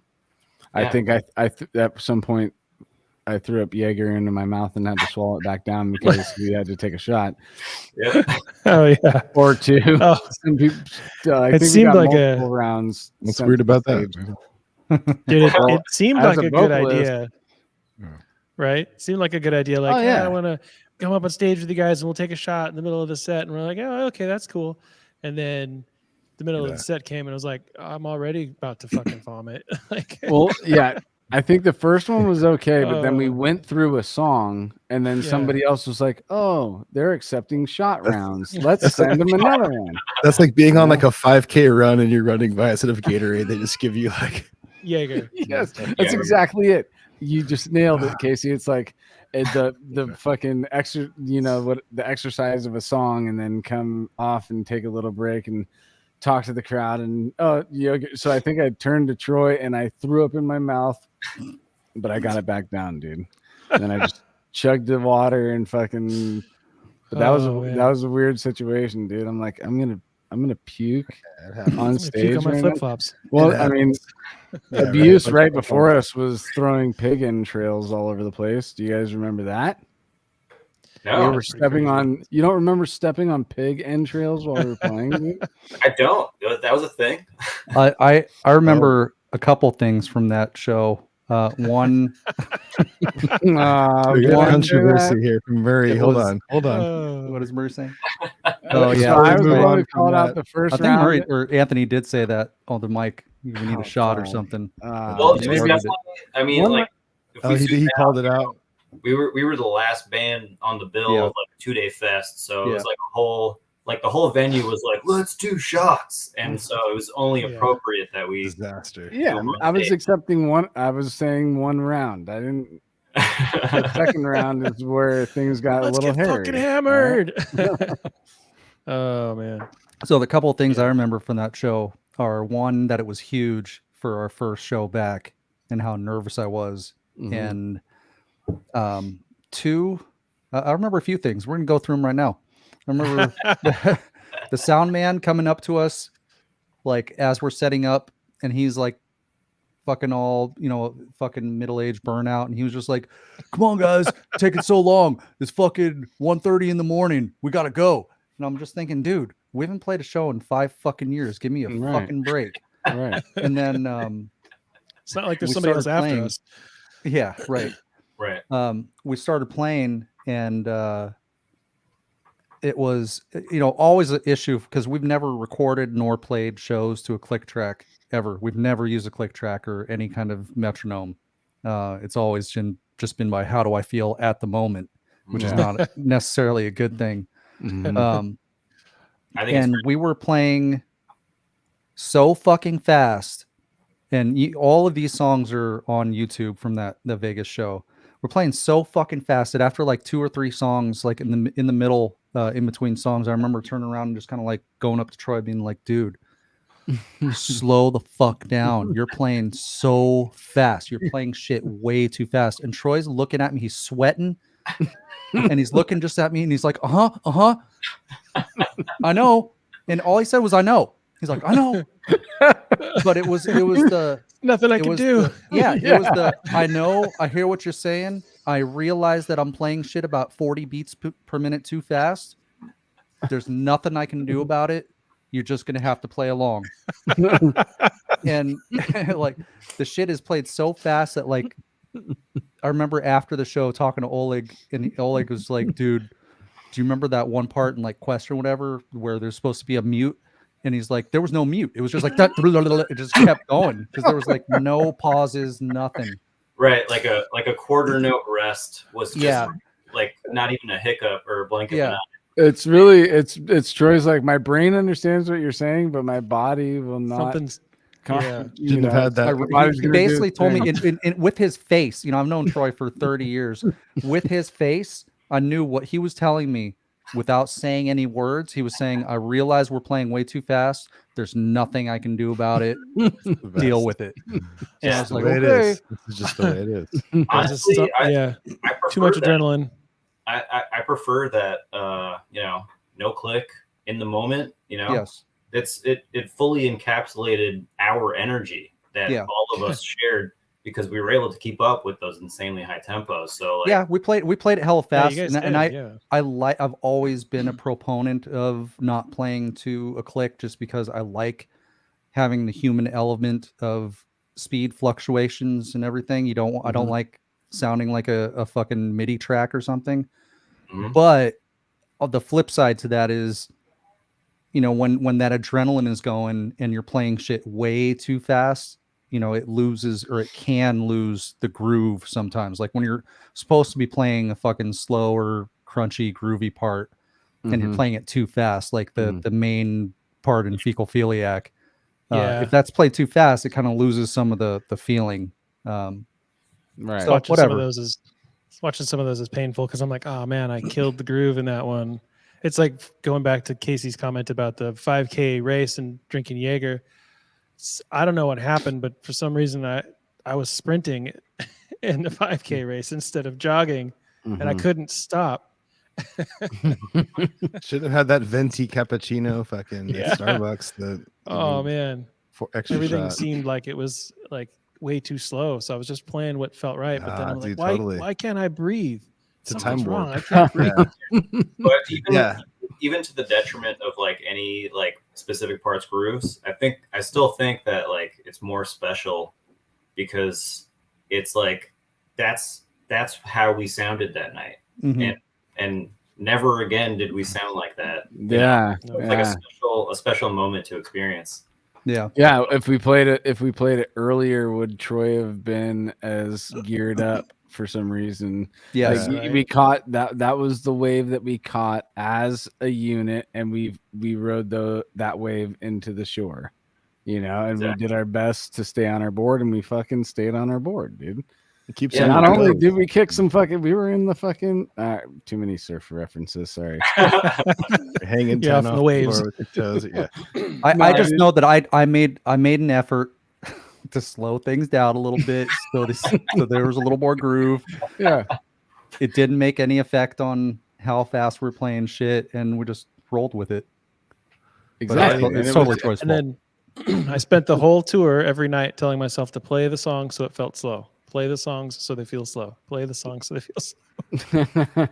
Still super fast. Don't follow the adrenaline. Play them. There was times preparing for that where it would just be me and Mike to Troy's drum tracks in the studio too. I remember getting prepared for that. That was an interesting situation. But actually, following a recorded track is actually like easier, because to stop your drummer and then start your drummer right back up immediately is the play situation is a clutch thing in the Don't need to moment. catch your breath or anything. Yeah. Troy is definitely not a push start or push stop type drummer. Thank you. You got to. Thank you for taking that. I was trying to bait you. Being very nice and saying Troy is like one of those old cars that you have to crank them to start them. Yeah. And then once they're going, they're just going. Yeah, if you make the mistake of saying something like fucking, oh, did you see that movie or something? Oh shit. Here we go. Forget resuming practice. Let's just sit down and listen to fucking let's listen to this, story about this movie or fucking this car you're working on. It's so funny. You ever played faster because you have like a shorter set time? Like, oh, we only have 12 minutes. We gotta like play extra fast. No, but the intentionally, but there were times on this tour that we played like 4 or 5 songs because we were the last band that because shit went too long, ran out of time. Yeah. We got shut down on our very last show that tour. We got the we were told because Disgorge got fit into the bill and they played before us, and they actually cut their set short too. And when we probably had like 3 or 4 songs left, and they were like, sorry, you guys got to end it. And we're like, what? We can't play one more? And they're like, no, we're done. And I turned to Troy, I'm like, count it off, motherfucker. I had no vocals. I still did the vocals into a mic. There was no vocals. There was no kick drums through the thing or through the PA. The guitars weren't going through the PA nor the bass. No vocals. Yeah. Well, we played inverted and inserted without any PA. But we played the whole fucking song, and that was it. That was the last time Severed ever played. There's one thing to be said there about having cabs and stuff on stage, having stage sound. Yeah. But you guys are fast forwarding like a motherfucker. We haven't even started the tour, basically. Oops. Judging by the way your eyes look, everything's in fast forward right now. No, it is. Not at all. I'm on slow motion. I'm like, wait, we skipped a lot right there. I know you're in slow motion. That's why everything else is in fast motion. That's why these things go for 3.5 hours, dude. No, all right. So we fucking geared up for this shit. We did the Vegas thing. How I don't even know how much time after that the tour started. So we had how long did we have? 2 or 3 weeks. Okay. Yeah, it was like 2 weeks. And then we played the show at Winners. Which was incredible. Super fun. Referenced on the show many times. And then where did we go from there? Like, what was our immediate show? Modesto to play for like 4 people. I thought was that the next one? I thought we played like Santa Rosa or something next. I think I'm pretty sure it was Santa Rosa. You're right. I was just chatting with Sam. I have the tour up here the other night. Oh, you got the list? Nice, dude. Okay, it was not Modesto. It was Santa Rosa. It was Santa Rosa, and then Oakland, and then Modesto. Santa Rosa was with Son of Aurelius too. Yeah. Yep. Carrie Gear, shout out. Riley McShane, shout out. Chatting with Sam Lanyon last night. I think he said he came up that people were talking about calling in sick to work to go to shows, and he's like, "Yeah, I called in sick 2 days to go to the first 2 dates of that tour." It's like, damn. Yeah, that's dedication. I can't even. I'm just like golf, dude. Like I try and talk to my dad and my brother about. They can go through like their whole round shot for shot what the each hole's like. I'm like, I can't tell you. I could not list the dates of this tour if you fucking had a gun to my hand right now. You gotta like remind me of every single one that we went to because I'm just like along for the ride, you know. That's how I am in life, dude. My wife knows how to get way more places where we go than me. I'm just along for the ride, dude. I'm right there with you. I have a lot of trouble recalling like exact details and dates. Like most of my memories have just like formed into this one big ball.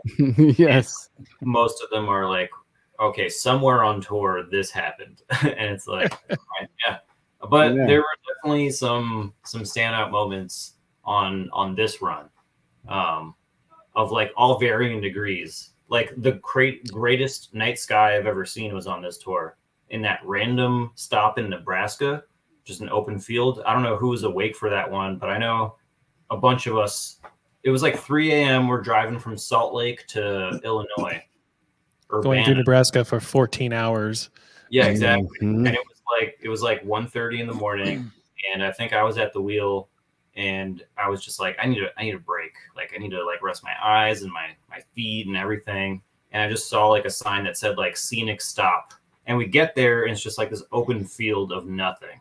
And then one of us like looks up and it's like, oh, there's the Milky Way. Like you can see the arm of the you can see satellites with your naked eye just like slowly moving across in orbit. Yeah, and that's definitely not something that I'm close to here in New York City. I look up. Totally. I'm like, lucky if I see maybe Polaris, like the brightest star in the night sky. Like I probably won't see it. Too much light pollution and regular pollution and yeah, dude. No, that I agree with that, dude. Like looking up is something that you should do more often at night, especially when you're places that you're not around light, because you're gonna see some wild shit. Yeah, or, I researched Nebraska, and apparently it's got like 7 of the 10 best like stargazing spots in the world. Like Nebraska is just apparently has the best geographical situation for gazing at stars. And we were right in there. But it is like little things like drop off places like that, like the barbecue that we all had. Do you guys remember the corn on the cob? Yeah. Corn on the cob with fucking whatever seasoning, fucking Lowry's Lowry salt.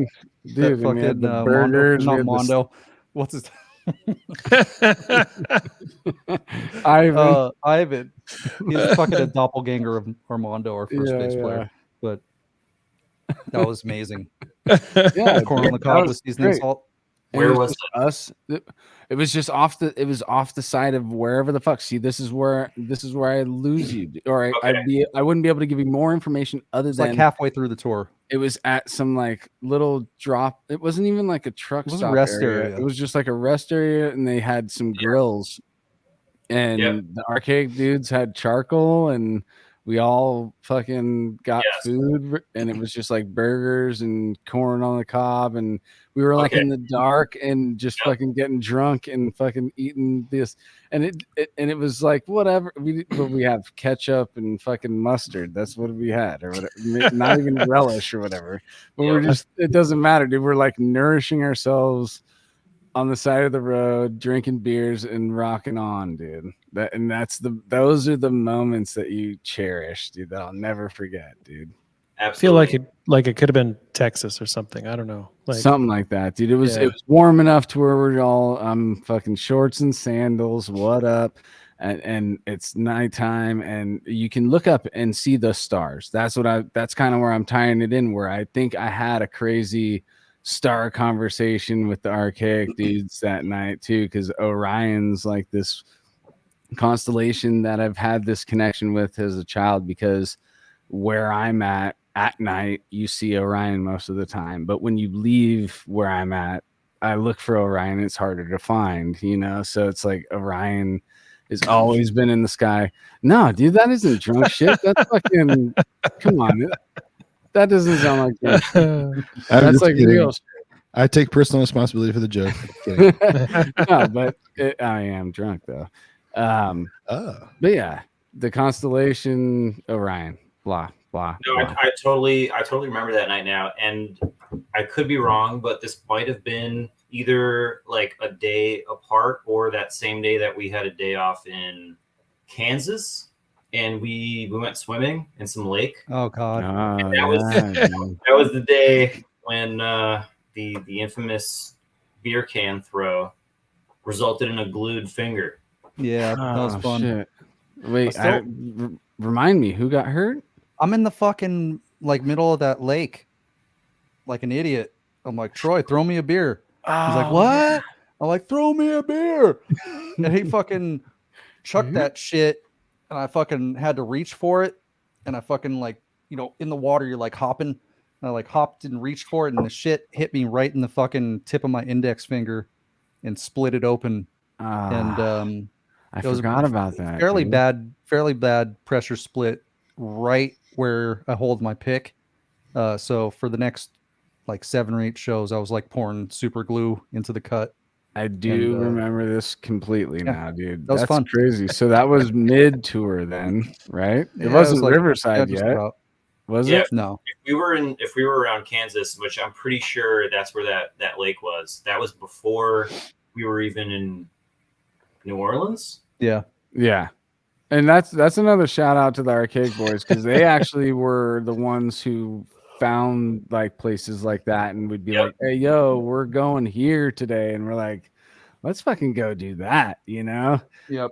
Yeah. And yeah, so shout out to those guys for doing the grunt work for us and just being like, come party. And we're like, dude, that's I mean, the performances too, obviously, but you really do look back on these tours that we're talking about as like the whole package and what kind of memories you made with your homies while you're out there. And luckily we all had our friendships that were strong enough to get us through the trials and tribulations, the many trials and tribulations of the tours that I've been on, so it's like, what are we left with? We're left with how good we did as musicians in every performance, and what kind of memories do we make with our friends while we were out there.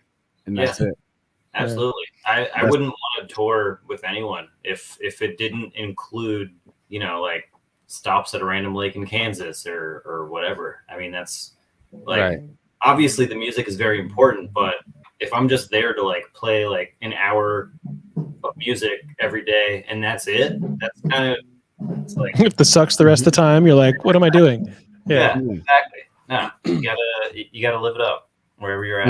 And there are dudes that do, and women that have that situation going for them, where they're out there and not digging who they're performing with, but they're grinding. And shout out to them too for still holding it down in a situation like that. Just having your love for your instrument and playing music getting you through not playing or playing with people that you're not really getting down with. But I'm just saying that I'm lucky enough to where like everybody is my homie and my friend that I've gone and lived in a van for a month with. Yeah, that's where you really see who a real person, because it's like, dude, what else? You got to talk about shit, or you see who's wants to be quiet at times. Everybody's like doing their own thing, or like I'll be on a drive and Oleg will turn me on to like Hathia Flame. Like I'll say that you were the one that turned me on to that band, and ever since then I've been in love with that band. And I'm like, I'll never forget, it was fucking Oleg that gave that to me. Those little gifts that you get from those moments in those times in our life, dude, for sure. Absolutely. I mean, yeah, like music aside, it's when you're in a van for 5 weeks with a number of people, you're gonna get to know everyone, whether or not like you want to. But sharing music is a huge thing on the road too, and I'm so glad to like share some of the stuff that I love, because some of my favorite bands nowadays are I can also like attest to being shared music on the road. Like the Artificial Brain guys showed me Virus, and that's like my favorite band of all time, and has been for like 8 years now. Yes, dude. And when you go back even further and hear Ved Buenos Ende and what's up with all those dudes, what they came out of, what they're like, Dode Hamsgard or however you say that shit, like those two bands melding together and into what would become Virus, I guess, right? No. So it was like they started. So you got Carl Michael and Vikotnik, or I guess Sral and Vikotnik as their stand-ins. Yeah. Sral went on to do Virus, and Vikotnik went on to do Didamsgard. There you go. Yeah, I love both projects, but Virus like, really, so good. Really like I don't remember which album I first heard. It was either Black Flux or The Agent That Shapes the Desert. But whatever had just played, I listened to the entire album, and then I asked whoever was at the whoever had the DJ round. I was like, "Can you just please replay that whole thing right now?" Right. like my immediate like obsessive loop listening mode like turned up and was like, oh, we need to like immediately dive into this obsessively. And it's like sad. It's like sad black metal from the second wave of Norway played through a jazz rock twisted prism. I don't know anything like it. Yeah, like nothing comes close in sound. But you can hear like those roots of black metal and some of their Absolutely. riffs and stuff like that, but it's played through, like I said, it's just played through a different lens, you know. Yeah. And, I mean, and you're playing like these weird like dense but still very colorful chords where there's like tone clusters, but on top of it there's like an actual context to which all those notes actually mean something. And then on top of it, you have these crazy alien walking bass lines and like disco drumming on top of all of it. And then you have like Saral's like weird, like satanic 50s crooner vocals on top of all of it. And it's great, dude. It just turns into this package that's just like, there is literally nothing that comes close to this in sound. It's hypnotic, dude. You get caught into this vortex if you let it take you. The black flux, if you let the black flux take you. Oh my god, yeah. Carhartt was my first, but I'm just saying that was just my reference, like getting pulled into something. But yeah, all right. I wanted to bring up one thing. Do you guys? It's just a small thing. Do you guys remember pulling up to a gas station, opening the van door, and thousands of mosquitoes coming into our van? Yeah. Yeah, I remember that very vividly, actually. We were at a gas station, but we had filled up, and then we pulled over away from the pumps and just over to like the side. So that we parked right next to like a stagnant pond. Yeah.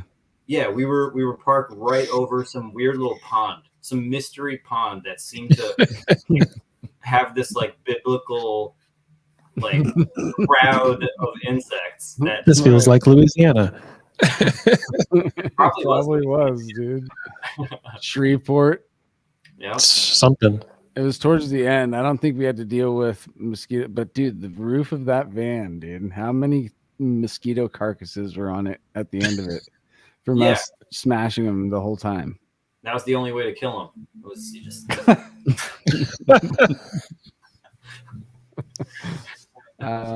shit. Brutal. So let's think of some fun shows from that time. What was your favorite show, Oleg? Can you remember it? I'm trying to think of mine. I mean, there were a number of great shows. Like, so Las Vegas FS was crazy. That show in Pacifica, right? At Winter's Tavern. Yeah. That was great. I mean, like, that was a hometown show for you guys, but I can feel that like hometown energy, plus it being like a reunion tour, and just like, I don't know, the energy in that room was insane that night. Who's Troy? Is that a band next to you that's fucking interrupting us? Oh shit! Can you hear that? Yeah, fuck yeah, we can hear it. Dude. Yeah. Sorry. Yeah, I don't have the normal noise gate stuff on. You can just hit mute when you're not talking. Yeah, you know what? I'll do that. Yeah, I'm used to having what do you call that? A gate and a noise suppressor running when I'm streaming. I forgot it's not on tonight. No worries, dude. Yeah, maybe just hit mute. It's all good. All good. But yeah, we had. Yeah, they are horrible. Sorry. I'm trying to think. I'm actually looking at like a picture of one of our T-shirts that has all the dates on it, and so I mean, all these were kind of sick. Even the ones that had like no one show up were great times, because like we were there and we were ready to fucking play, and we did it. Yeah. Hanging with the archaic dudes, having James in the mix, like we all made the best of it no matter where we were at. If they had a pool table, we were so stoked. That was where we would gravitate towards basically all night, was playing pool. And I remember Craig being into it, and he recently brought it up in a post within the last few months where I was like, oh shit, that dude's still into billiards, dude. That's dope. I had to stop because it was like eating away at my life playing guitar. after the tour with you guys, I didn't play for like 2 years really. I just played I just played pool the whole time. What the fuck? Dude, that's crazy. Damn. Yeah, so Mike got me super hooked into pool and just the art of what it is to play a game of pool. Do you still have the McDermott? I still have the McDermott. I gave him as a going away real gift. quick. I gave This him is my first cue. No shit. Which is not a cheap cue either. Wow, dude. Okay. So it's a McDermott shaft with a Predator 314, or excuse me, McDermott butt with a Predator 314 shaft. So it's a good cue. Predator. So I'm like that's a game that damn, dude. I play by ear if I'm gonna use the comparison. Like nobody taught me technique of how to play billiards. I just had a pool table in my grandparents' basement, and I was over their house frequently, and I just kind of taught myself how to play. And if you remember, dude, I'm not that bad, right, Mike? I can hold it down. You're pretty good. You just never won. I never. I'm kidding. No, you for somebody who's never. No, you're really good for somebody that didn't like. I hate to say like somebody who didn't know what they're doing. Yeah, exactly. But, no, that's really what I'm trying to get to is that like. But no, I mean you have the natural. Like your stroke was good. Yeah, and that's the main thing. Totally. Stroke, yeah. I got a good stroke, dude. I beat it out. Walk the walk, flip the flop, all that stuff, dude. There was probably just as many, if not more, amazing pool highlights from that tour than there were show highlights. There was that ridiculous game that you played with this guy. I think it was in Kansas. I'm looking at the shirt right now. It was in Kansas. Overland Park at the Roxy. Yeah. Yep. And I remember you played like one game with this dude. You came up to me after your first match and you were like, this guy knows what he's doing. Yeah. It's like he was an older dude. He was not there for the show. He was there to drink and play pool. Yeah. And I pulled out a move to win a game against that guy to where he like looked at me and was like, all right, good shot. Put his stick down and just walked out. But I can't even describe the shot that I made. It blows my mind that I actually made it. And it was one of those where you're kind of like, you have to hide your excitement. Like, I wanted to jump around and do cartwheels that I actually made this shot because it was a really low percentage shot. It was across the table with English in between balls to get to the object ball, which was in the side pocket.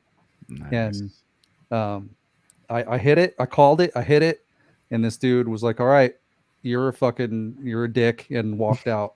Did you have to masse the ball?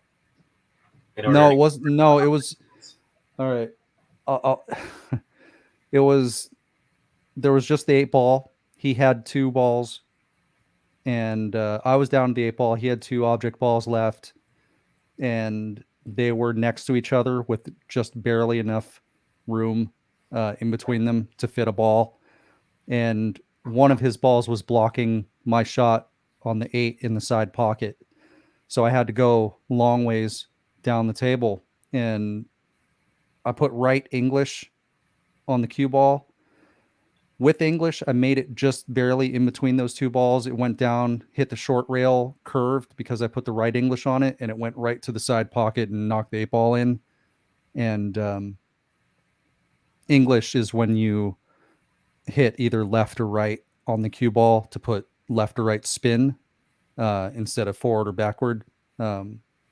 And yeah, it was a really low percentage shot. I didn't really have another shot, and I just went for it, nailed it. And this older dude was not happy. It was one of those shots that like you don't think it's almost you don't think it's possible, and I pulled it off somehow, and he was it's like a pretty disappointed shot. Yeah. There was a couple games that I remember playing on that tour where I played like random people for money, that it was like their hometown, and it was It was a good pool playing tour. Yeah, I never bet anybody on any of the games that I play. Maybe we went like dollars or whatever between us, but no random dudes. Yeah. Do you guys remember the show in Santa Rosa where there was that little punk? He was there for the show, but he was a fucking punk. I have no idea who it was. Some random kid. And he he comes up to the table and he's like, I'll play you fucking for money. And I think it was like $10, something like that, 10 or $15. I'm like, yeah, okay. And the whole time we're playing, he's talking shit. And he was a good player and it was pretty even.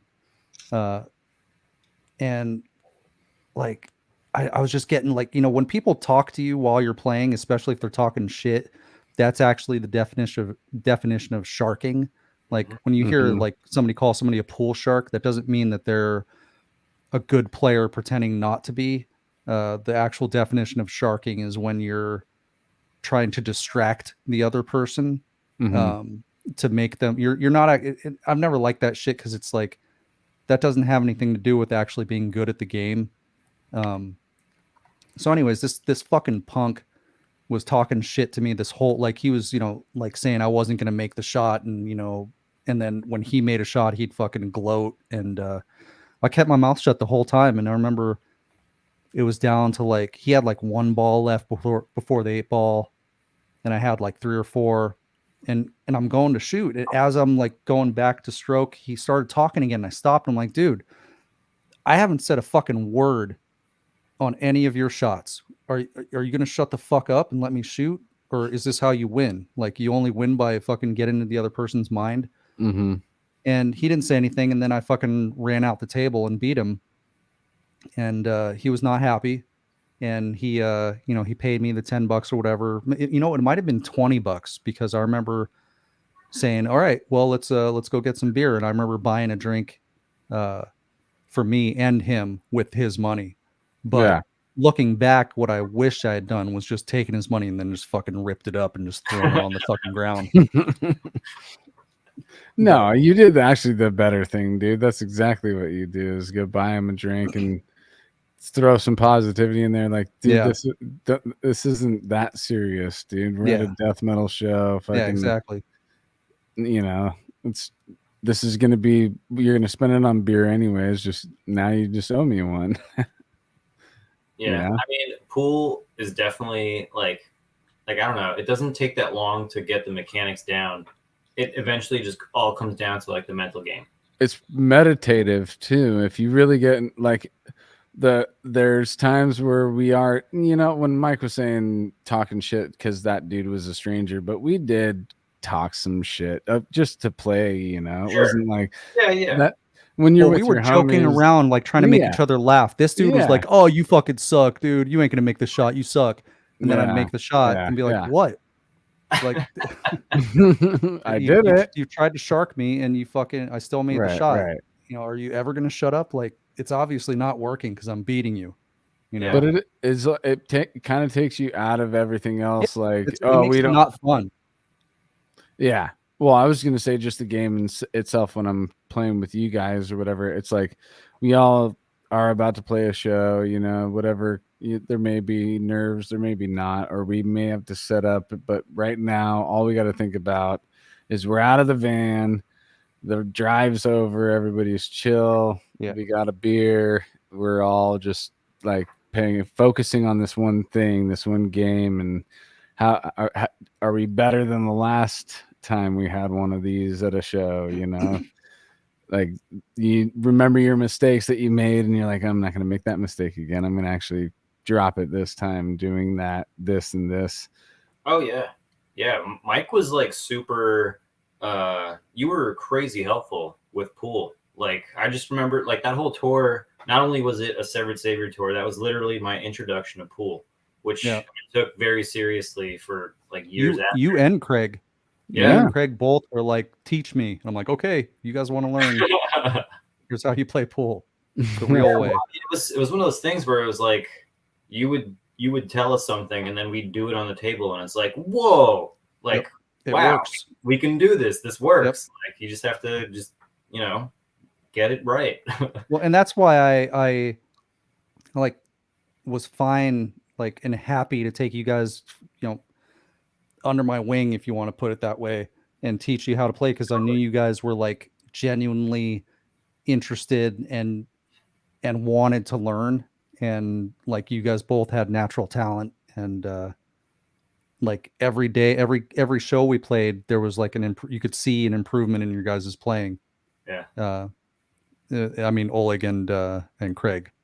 Anthony. I was just about to say, better, dude, but nah, dude, you just stepped on my shit. I was already gonna jump in there and be like, "Why didn't you take me under your wing like you took?" I tried. them under your I wing? tried. I gave you some pointers. I feel left out, dude. I feel like the Jedi Q was passed along, and I wasn't able to absorb any of that. Well, those two, Craig and Oleg, really kind of every show was like, all right, Mike, let's go let's 4 hours before the show, let's go and fucking play, and how do you do this, how do you do that, or let's just play and work on shit. And you were there most of the time, but I mean, they were there, they were like die hard wanting to learn. This is where I'm going with that, is that actually these guys their brains are different than mine. That's why Oleg and Craig are such fucking shredders, because they put in the hours. And right, Oleg has already talked about this several times in the episode, how much time he's put into the aspects of him being a guitar player where he is who he is today.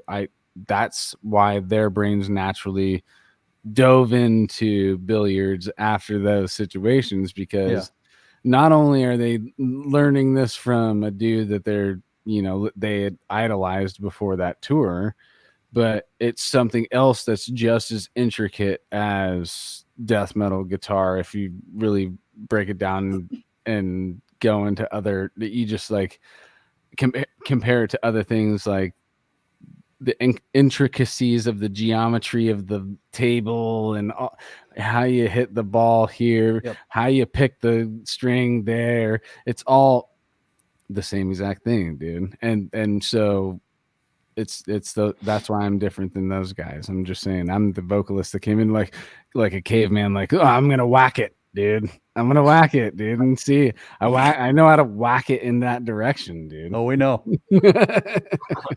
Oh, do we got a new one? We got a new one now. I'm gonna whack it. I don't know what it is. Like with pool, especially, that was literally just like just another compulsion that I like felt, I don't know, inside, that I decided to listen to. It was like, damn, I want to see like what I can do on the table. I want to see what's possible on the table. Yeah, it's weird. I can't really like rationalize it in any way, but definitely like the time being spent doing something is massive. I definitely would not be able to learn Severed Savior songs if I wasn't practicing them like 7 hours a day leading up to the tour.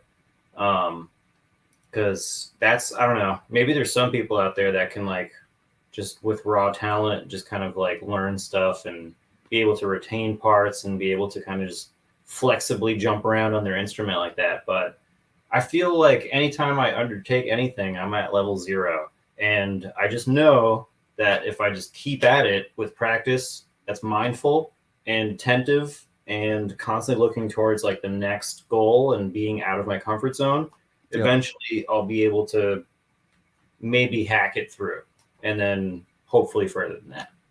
But yeah, I mean, the pool hunger was real. As soon as we were done with that tour, I like tried to constantly take out my friends to go play pool, because pool's great, but it's really the best when like you have someone to share it with. Yeah. And after like half a year of like unsuccessfully finding a partner to play pool with, one of my close buddies from high school, Ilya, got very into pool right alongside with me, and we eventually found like a pool hall that was near us where we both lived at the time, and that was it. They had a monthly deal at one point where you just paid like $125 for like a monthly like unlimited like pool time pass, which sounds like a crazy amount of money, but if you just go to a pool hall and spend 5 hours there, you're already paying like at least $50 just for table time alone. Yeah. So we just like spend like 14 hours a day at that pool hall and make our money back within the first 2 days. And then for the next 28, 29 days, we would just spend all day at the pool hall, just learning the table and what's possible. And I had to stop eventually because they stopped doing the pool hall special for $125. So just paying for table time is expensive. But also I wasn't playing any guitar at all. At all.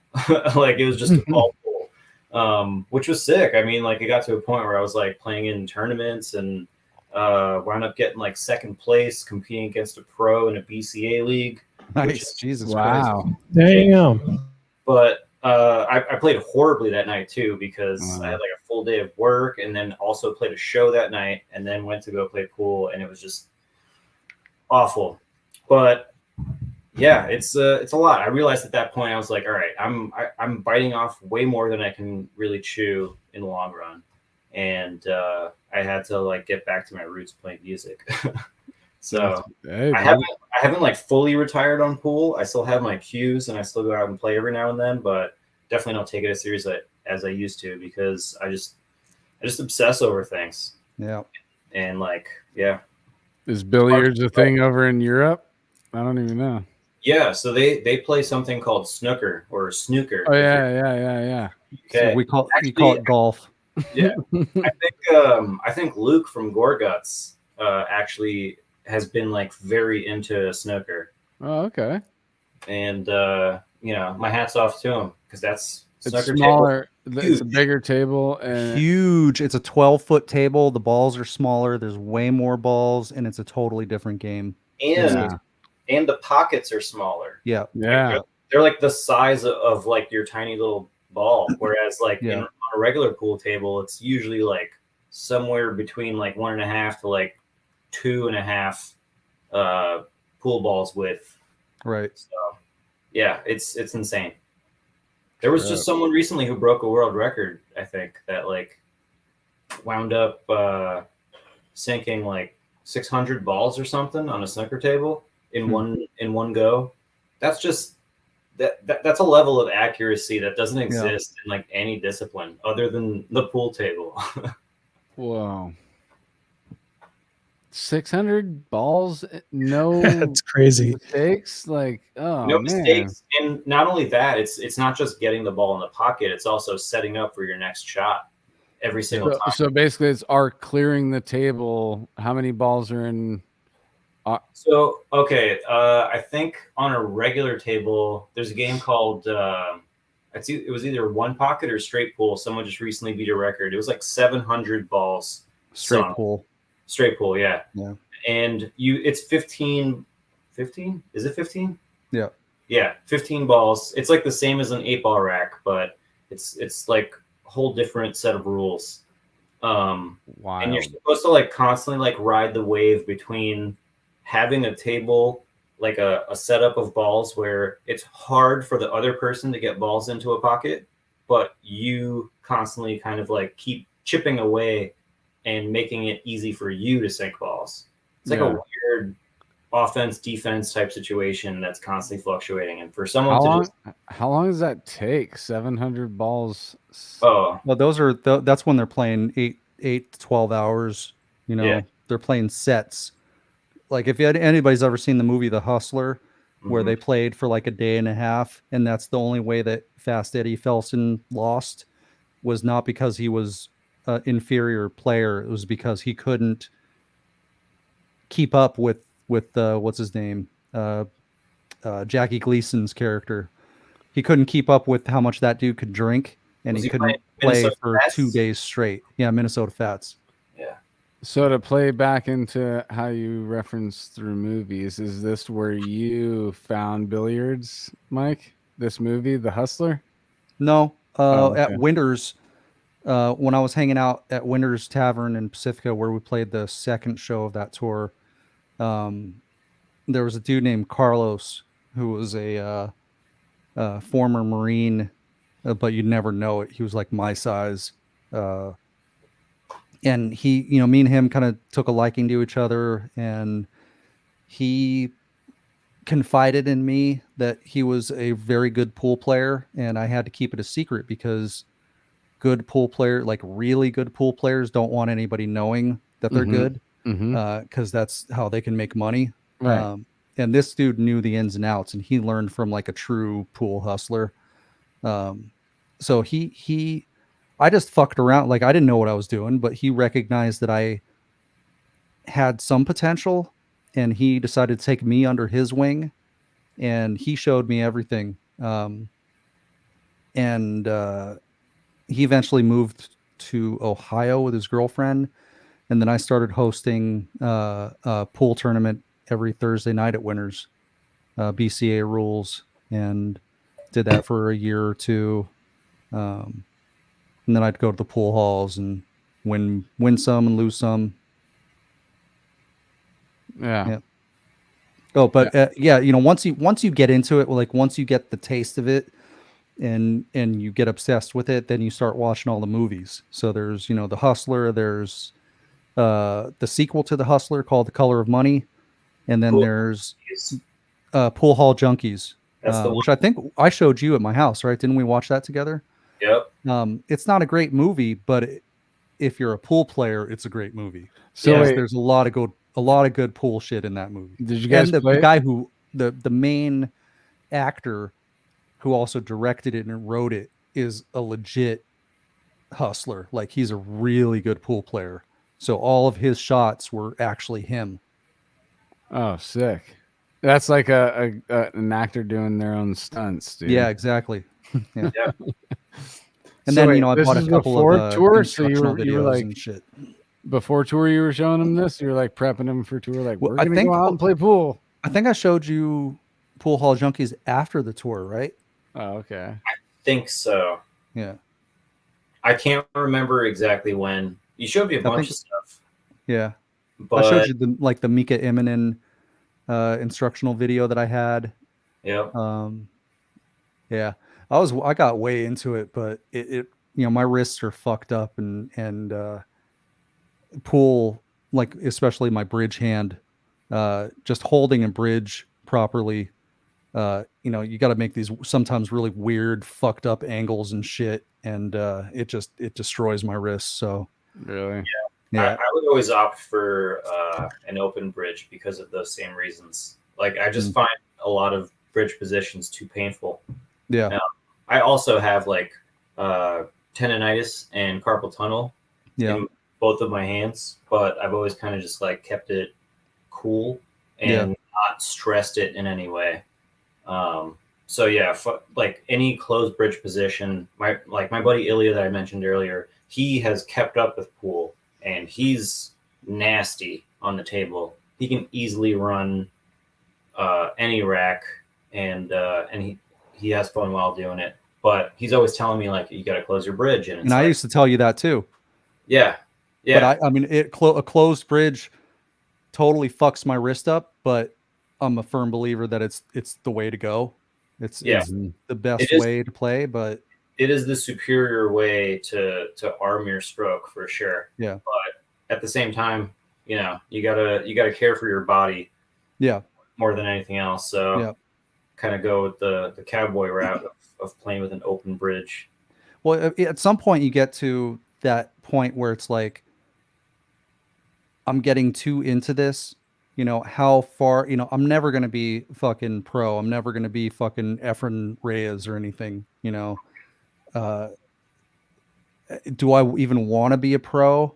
No, because those motherfuckers are playing 14 hours a day, every day. That's their job. And you can never compete. You know, it's one thing to be a, you know, just somebody who can walk into any bar and pretty much beat everybody, but to go to an actual tournament and win, that's a totally different thing. And I never got that serious into it. Yeah. Also, pool is very underground death metal in the sense that you have so much talent and hours and effort going into something that for one reason or another doesn't have like the like marketing, right, production world behind it to like, you know, boost it to something that it could be. But it's always there. It's going to continue because of the passion of the players, and the people that are into it are just in it because they love it, and that's ultimately what's the most important. But yeah, I find a lot of parallels between the world of Pool and death metal. To take it back to death metal, dude, we haven't really talked about Artificial Brain too much. Like, for people who are listening to this who aren't familiar with the project, to me, with the album that just recently dropped, because I remember listening to the previous one before that, but you know, just cramming for the record, and I mean for the podcast, and you know, because I have to compartmentalize my time so much as a dad and fucking full-time job, blah blah blah blah blah. I did spend some time with the newest Artificial Brain, and I, you know, with what I gathered, you know, just to like, there's real, I'm with like labeling things, it's always hard for me, but like the term blackened death metal is always a thing that's said, but this is like the first time that I felt the deathened black metal aspect, like swap that around a little bit, and it's a lot of black metal influence, and the way it's like this second wave Norway feels that I get, like this dissonance sitting outside of like moving forward from black metal, yet it's it's not really post black metal. I have a hard time labeling things basically with that I just said. Yeah. But you know what I'm saying? Like, everybody throws this blackened death metal thing, but this is like a part where I'm like, oh, you can switch that around. Like, this is a deathened black metal, but also other different influences and elements to it as well. But what I could just gather from my listen in the last 2 days is, yeah, that's where I'm at with that. And it's actually sick, dude. And I like the superhuman feel to this, that like we were talking about click track earlier. Like, I don't feel there's any click track on this album. If maybe there is, but I feel like it's just more of a feel thing, how you guys laid it down. Well, thank you, man. I think there was click when Keith was recording drums, but I think we all played to Keith's drum tracks, which, you know, like, he's a human. He's gonna not be like on the grid all the time. Some parts are gonna like veer towards a little quicker feel. But yeah, in terms of it feeling human, it's funny you mention that, because it's like the first album that was recorded totally remotely. Like, all of us tracked parts separately. Because Dan, the main songwriter, he's been down in Virginia for like 4 years now. Keith, our drummer, has been in Denmark for like 3 years or so. So everything was put together separately, but we all unanimously feel like somehow on this album it sounds like the most like what it sounds like when we're all in a room together. Which in terms of vibe, like production quality wise, I've been seeing some people like talk about how it's muddy, but I don't think that's got to come from people who are like used to listening to stuff that's just like only punched in, because to all of our ears it sounds very like every instrument has its space in the sound. I can hear everything in the mix. Yeah. No problem. There's a clear separation of two guitars. Nothing is double tracked. So like you just hear one track on one side, one on the other, bass in the middle, vocals in the front and in the middle, and drums everywhere. And yeah, it's super sick to hear that you're down. And in terms of like the genre, you know, like it's great. I feel like it's great to play music that's hard to categorize, because that's kind of what it's all about, right? Like if you can easily like identify something, it's kind of just like, all right, well, why is that? But at the same time, it's like Artificial Brain always gets labeled as a tech death band, And we've always found that as like a weird moniker because we all kind of like see ourselves as like a black metal band with like blast beats and gurgles.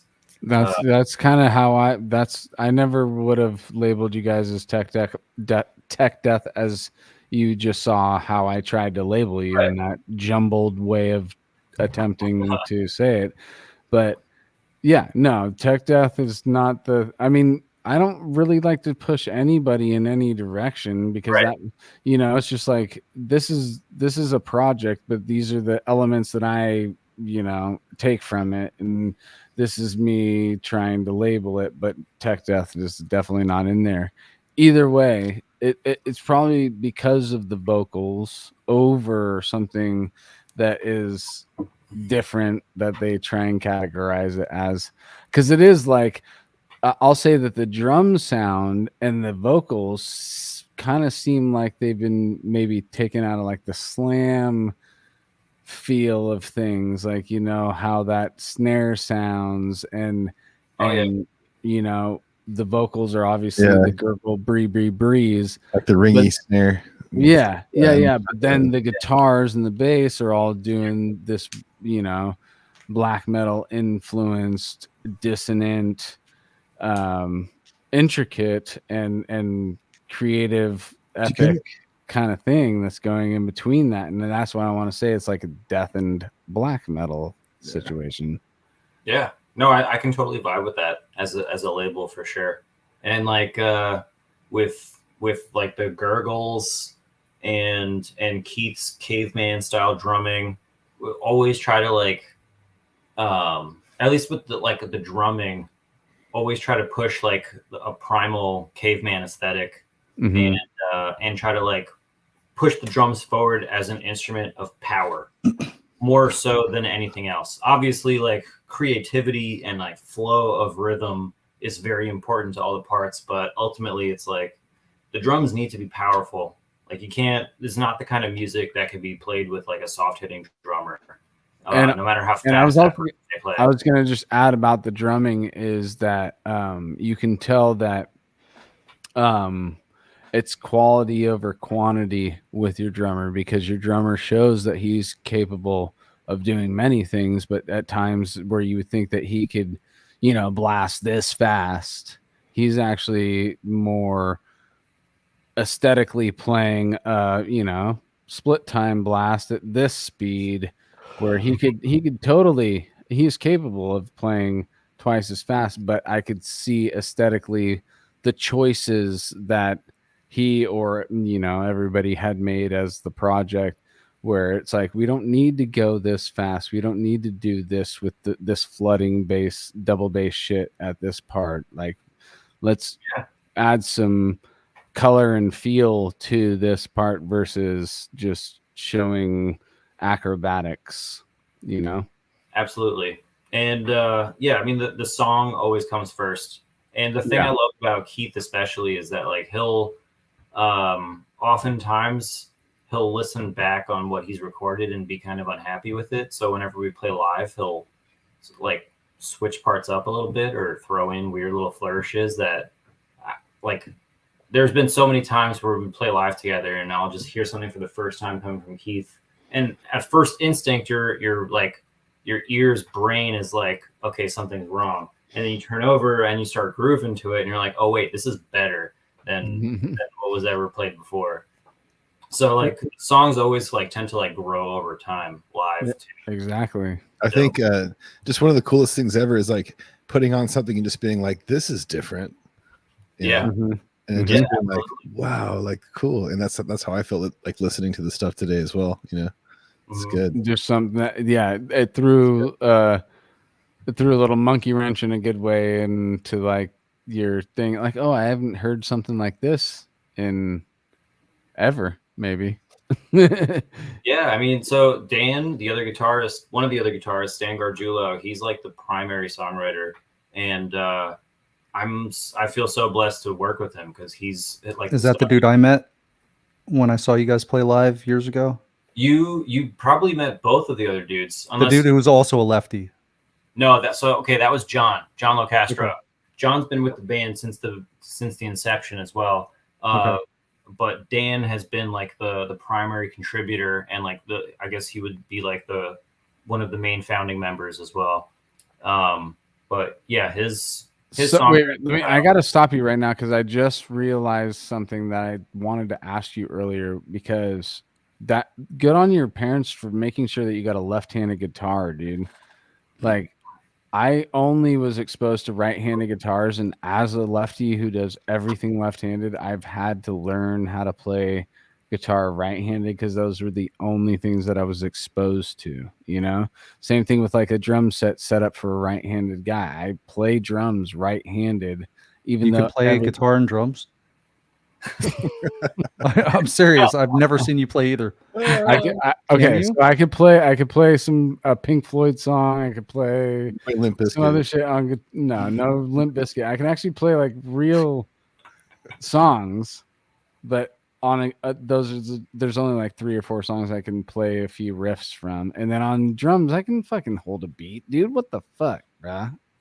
Well, anybody can hold a beat. I mean, exactly. Not anybody. I just never seen you play drums or guitar. I mean, honestly, I wish I started as a righty because everyone starts at level 0 anyway. The only reason I chose lefty is because I was like, well, I write with my left hand, so I might as well hold a pick with the left hand. But I don't feel like I'm any better for it. I don't have many instruments at my disposal.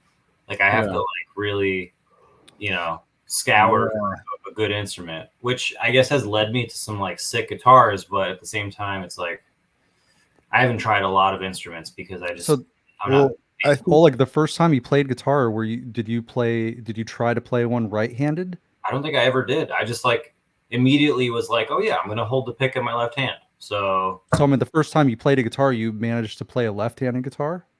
I don't think I ever tried playing guitar before my parents bought me one. Okay, and they bought you a left-handed guitar. Exactly, yeah. What was it? What kind of guitar? It was like a starter Ibanez acoustic. It was like a $200 like Ibanez. Okay. Yeah. $200 is more than starter, dude. That's my experience with teaching. I used to have a school and stuff for a few years, and like I noticed like a lot of parents would actually kind of be like they're like, oh, it's kind of ambidextrous, like he does this left-handed, this right-handed, or she, and I'd be like, oh, interesting. And then there'd be some that just like, no, this kid like is only left-handed, like and it was like very clear that they had to play left-handed and stuff. And I mean, yeah, I guess I could see that only because I tried playing drums in the last few years, and I actually have an E-kit, which is not set up because I live on a 5th floor apartment and the impact vibration is just totally. But in the time I did spend playing it in my old place, I tried to start with like a righty setup, and I was like level 0, right? This should be fine. And after like 6 months trying to play with a righty setup, I realized like, no, I'm totally geared to a lefty kit. Because like I feel like anytime I like play like rolls, like going down the toms, like playing singles, it feels so weird starting with my right hand. Sure. And I feel like I'm constantly playing on like the offbeat because my left hand is the one like feeling the one more like often. If I was starting with my left. Yeah. So I haven't like set it up as a lefty kit yet. What if you put like a piece of wood on top of like 2 yoga mats, and then you wouldn't be able to like send it down to your neighbor? I went deep into research on this, and use tennis balls.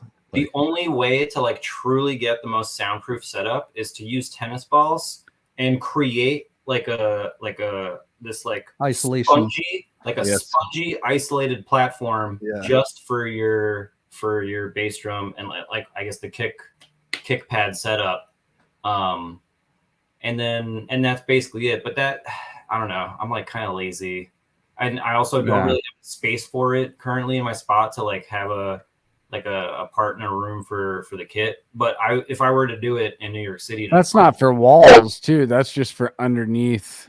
Yeah. So like walls, I guess like the loudest sound would be like the plastic cymbals, which you could just like hear that more than anything. Oh yeah, the tapping. Yeah. But are you still in Brooklyn? I'm in Queens now. Just okay. like I originally moved over here to be closer to work, and then the pandemic happened, and I've been working remote ever since. At some point, you need to talk about your stint doing fucking like high-rise construction. Okay. All right. Hold on. Hold that thought. I'm gonna use the bathroom real quick. I'll be right back. That's all good. Right. This motherfucker, like, well, don't give away the. I'm just saying what I know. Oh, okay. That's all I know. I just know what I know. He was fucking like after the tour, he was working like doing like, you seen those old black and white photos of motherfuckers like with no safety harnesses up on like a steel girder eating lunch and shit. Lunch, he was doing that.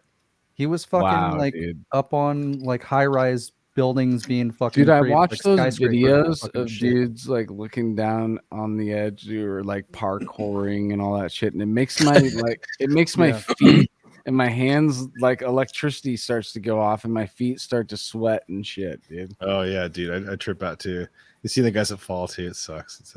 Oh no, I don't see those. I can't even I would not be able to muster up the courage to watch that man fall. It's bad. Yeah, it's crazy, dude. I don't know. Like, I have a lot of friends that like. I don't know if you guys climb at all. I don't climb, but it's like people get gnarly with that too. Even Nicole that was on recently, you know. Yeah, she does like ice climb, whatever it's called, ice. Yeah, ice climbing, dude. Ice climbing, yeah. It's called ice climbing. Yeah. She's way more savage than me, dude. Savage. I can't handle. Yeah, I don't like heights. That type of shit. Heights are definitely. But see, the thing is that I'm down with roller coasters, no problem. I'm strapped in. I'm good. Because what do you guys? I know what you mean about that. Yeah. You know, are you guys have roller coaster shit too? I'm not into that. You know what? I love roller coasters. I hate airplanes, dude. I love roller coasters. Yeah. Troy's down. Put me on the biggest, tallest, fastest, most break your neck one. Yeah, absolutely. Yeah, put me on that. As a kid, I climbed everything. The problem is I would climb up stuff and then not be able to get down. Like, that was the worst part. Is like I'd climb up a hill, I'd climb a tree, I'd climb a building, and then it'd be like, oh fuck, yeah, get down. I'm gonna break like my neck. Like I'm gonna break a leg or something. Yeah, dude, have you heard of that guy who, you know, that like mound in like, where is it, Wyoming or something? There's like this like flat rock in the sky, like got stuck up there, like the Devil's Tower. Yeah, dude, I think that's it. That's from Close Encounters of the Third Kind. Really? Yeah. Oh, really? The end of the movie, the whole fucking point of the movie was the dude was seeing the Devil's Tower like in his mind, and he knew he had to go there. And then when he finally did, that's when the aliens came. I think I've actually watched that. Movie, Fuck it, it's a whole other story. So all right. No, but a guy like back in the. Sorry that I can't reference that movie in my mind directly right now. Close Encounters. All right, give me a David Lynch reference and I'll fucking roll with you, bro. Yeah. Those are my recent shit, okay? We old, Mike. We old. Not recent shit, my forever shit, but also recent. Yeah. Can I just say this fucking age thing is not cool? Like the aging thing. Oh yeah, it sucks. You're like Oleg is still 22 as far as I care. Right. All I know is 22. I'm still like fucking 28, 29. But when we all get together, yeah, no doubt, dude, you do get rewound back to that time. That's for sure. I always I was talking to my coworker today. I was like, yeah, dude, we're having Oleg on, and you know, he was just as old as you because this guy just turned 21, and I was just making a guess, dude. I didn't even know if you were 21 yet. Mm-hmm. I was like, you're just 21, and you're like telling me tonight, oh, I just turned 21 right before. I was like, motherfucker, it is exactly the same, but it's all memories, guys. Like what's burned into our brains, and how many times we go back and try and remember these things. Like that's what keeps them fresh. And yes, I do remember Oleg. I'm just saying it's not cool, the whole aging thing. Like no one. I don't believe in aging. I feel like I'm still 16, and I'm gonna die by it. When we talk about these things, you're not aging though. We're right back where we're at. Exactly. Right. I think in my mind, every couple of years, like every 2, maybe 3 years, like I get a year older. So yeah, I still think I'm 32. Yeah, but those years go by like every month or two. Fuck. Yeah. So I still think I'm 32, and then I'm like, why do I hurt like this? The The best is when you turn like 30 and you're like, oh, I'm old now. Oh yeah. Like, yeah, it's not funny anymore. And you're 40. You're like, fuck this shit. Right. No one's laughing now, dude. What the hell? Yeah, no, I'll say that what's telling me I'm aging Troy is, I'm with the aches and pains thing, and just watching my kids age. That's a fast one, dude. From fucking birth to 10, you're like, whoa, you fucking sprouted up, dude. He's almost looking at me in my eyes, dude. I'm 5'7", Damn. and he's like already creeping up to be looking right at me, standing up. I'm like, yo. What the fuck just happened? It'd be cool if you were 5'6", he'd be like, I'm 5'6", full of tricks. He will be. He'll be full of tricks, dude. I gotta be ready for those tricks, dude. I'll just have to fucking. Trevor's gonna be having a girlfriend fucking couple years. Dude, it's right around the corner, dude. Yep. It's right around the corner, dude. Yep. Yeah. All right, Oleg, tell us about your fucking your high-rise fucking skyscraper construction shit that came out of nowhere. Job. Yeah, so this is actually like a perfect segue because after I realized that spending all my time in a pool hall was doing me no good in my life, I was like, all right, well, I need like a real steady gig because I don't know, I was just always like undecided with what I wanted to dedicate. Troy, mute. I was always undecided with what I wanted to dedicate most of my time to. Music would seem like the obvious choice, but I always kind of like lived by the belief that I need to keep this my passion and not like my main profession. Otherwise, I would just burn out because I know my obsessive personality and it wouldn't work out. So my dad was working in the Carpenters Union and he was like, hey, I can get you a job if you're serious about it. You have to commit and it's not easy and it's brutal. Hold on. He has a Russian accent, right? Okay, oh yeah. Repeat that, but with the Russian accent. Well, he probably told me all this in Russian because I speak to my parents in Russian. So go ahead, do it. In Russian? Yeah, and then translate for us. Let's see. What would be the exact thing that he said? Probably from Belarus, by the way. Well, my mom is.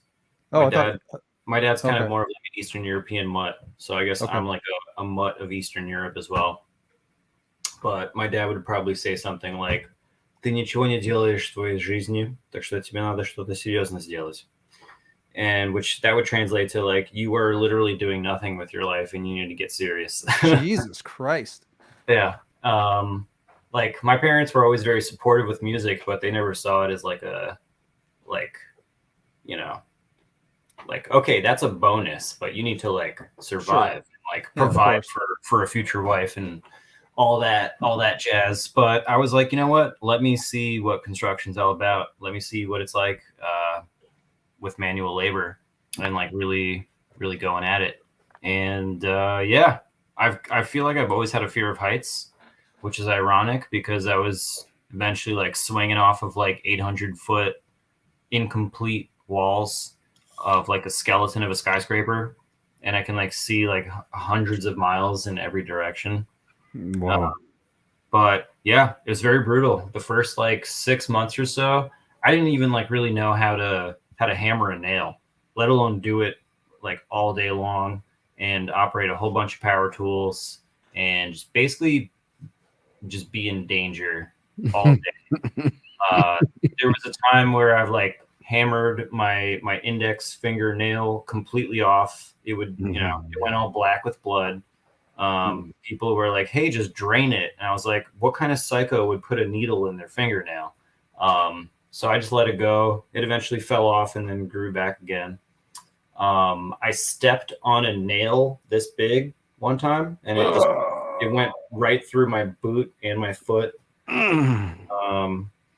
Yeah, there were a lot of like close calls as well. Like I remember, so, okay, I worked in, I guess just to give everyone a background, I worked in concrete carpentry, which is very rough. There's no like finished details, but I worked specifically on staircases. So I built like the negative space around a concrete staircase. It's like the way you make concrete anything is that you create the like casing, and then the concrete gets poured in.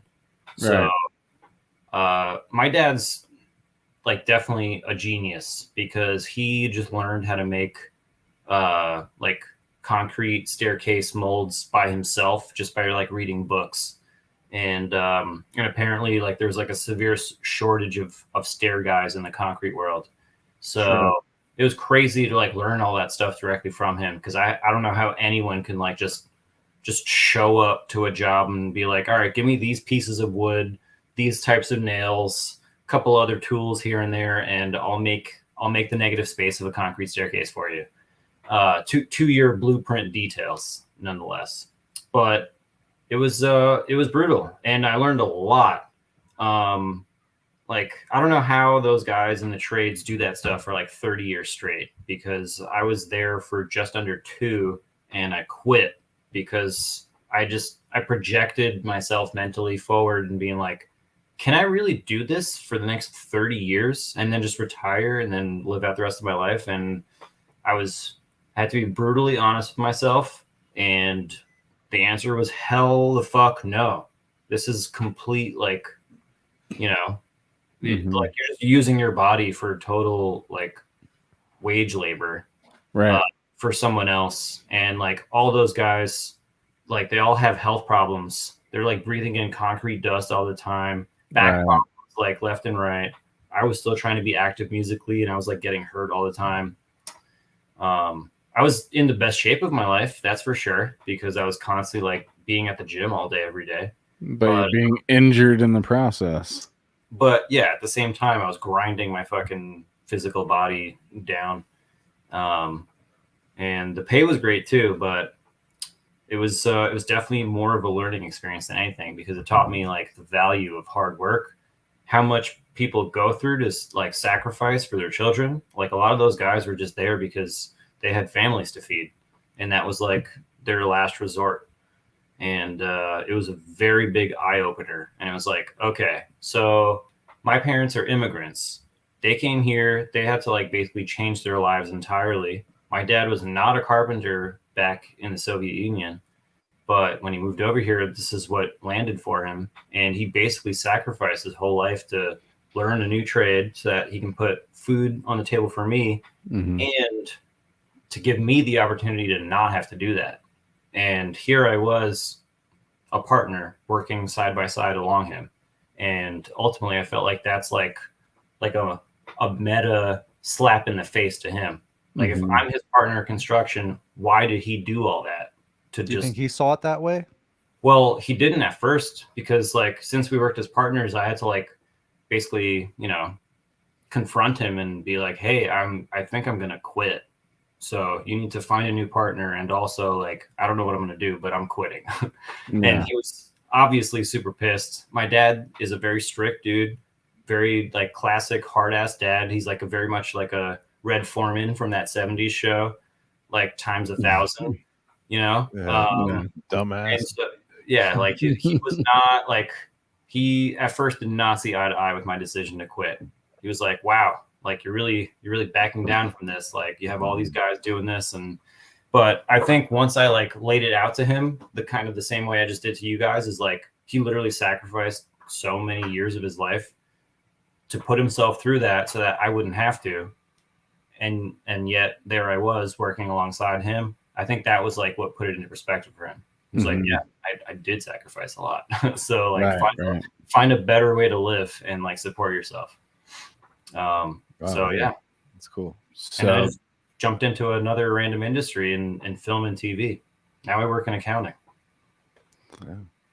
Hey, whatever pays the bills, so you could slice off that part of your life where you can do your art, dude.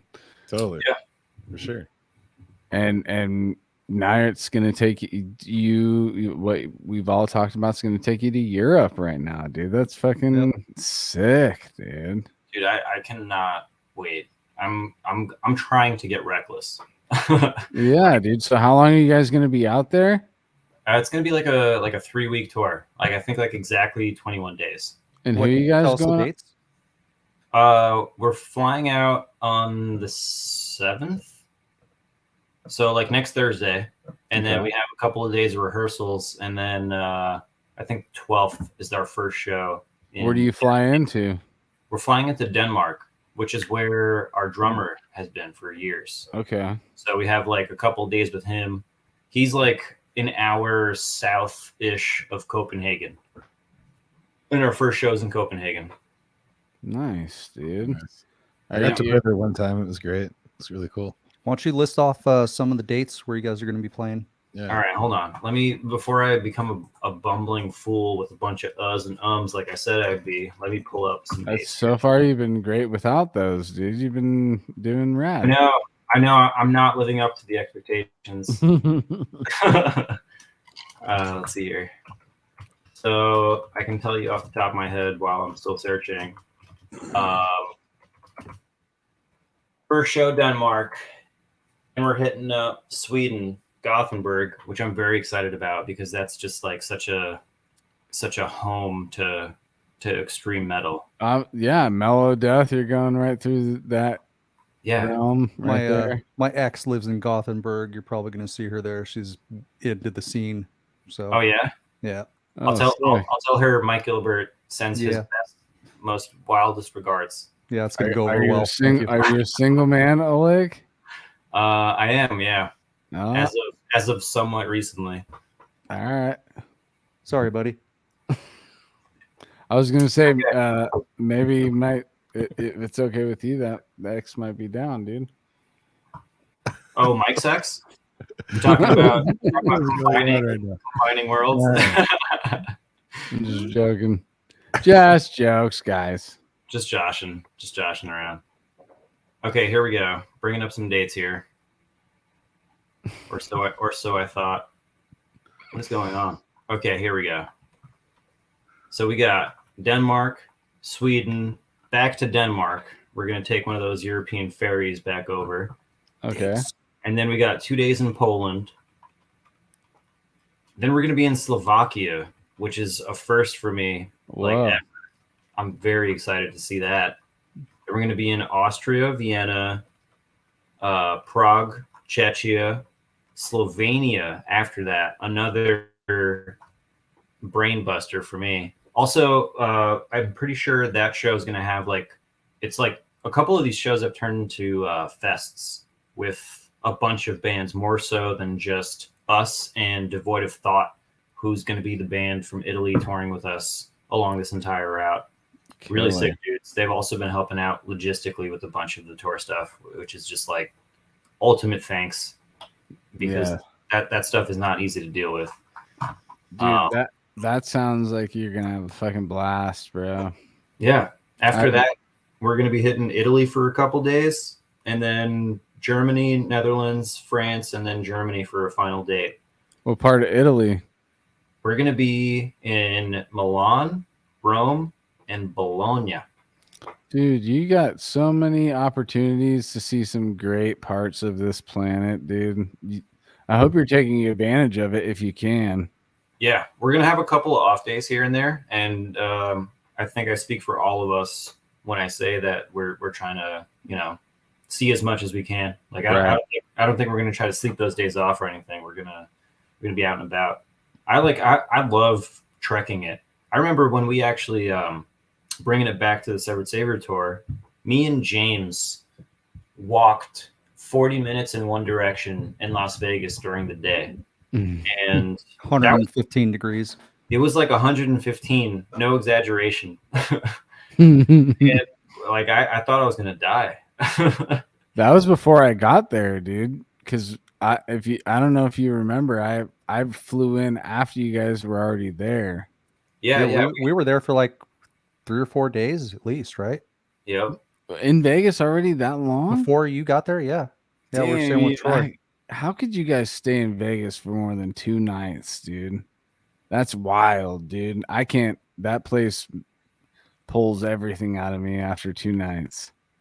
Well, I figured Troy might have the best answer for that as someone who has spent a good amount of time there. Practice. Lots of practice. Not being a party animal, not a gambler. I don't know. Yeah, that's actually, dude.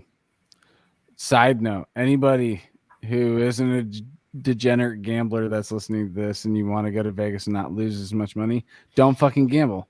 Boom! It's a fucking easy hack. Like I last 2 times I went to that place, didn't put a dime in a machine, didn't fucking sit down at any card tables. I felt so much better, and guess what? I saw some sick shows and ate better food. Like after you lose a bunch of money, then you start eating at fucking Taco Bell and fucking whatever. Like, no, go have a fucking steak and drink some fucking wine and have a good time. Like that's where my money's going when I go to Vegas now, dude, is dope food, a show or two, like, the sick shit. Like, what was it? Absinthe. That was a sick show. Not too expensive, fucking dope. Where was that? Either way, eat your shit. I can't remember what it was in front of. It was a small little like circus tent, dude, but it's the most raunchy fucking like actually sick like circus type show. You're gonna see acrobatics and all this crazy shit, but there's no boundaries with how it's also like burlesque too. Yeah. There's definitely no boundaries and lots of sexual innuendos and yeah. Yeah, fuck all that shit. Take me to Vegas, I'm going straight to the fucking tables. Yeah, I know. 14 hours. Dude, that's what I'm saying. Fuck but all dude, the other shit. And then you lose $200 in the first fucking hour you're there, and then that's in the back. That's it.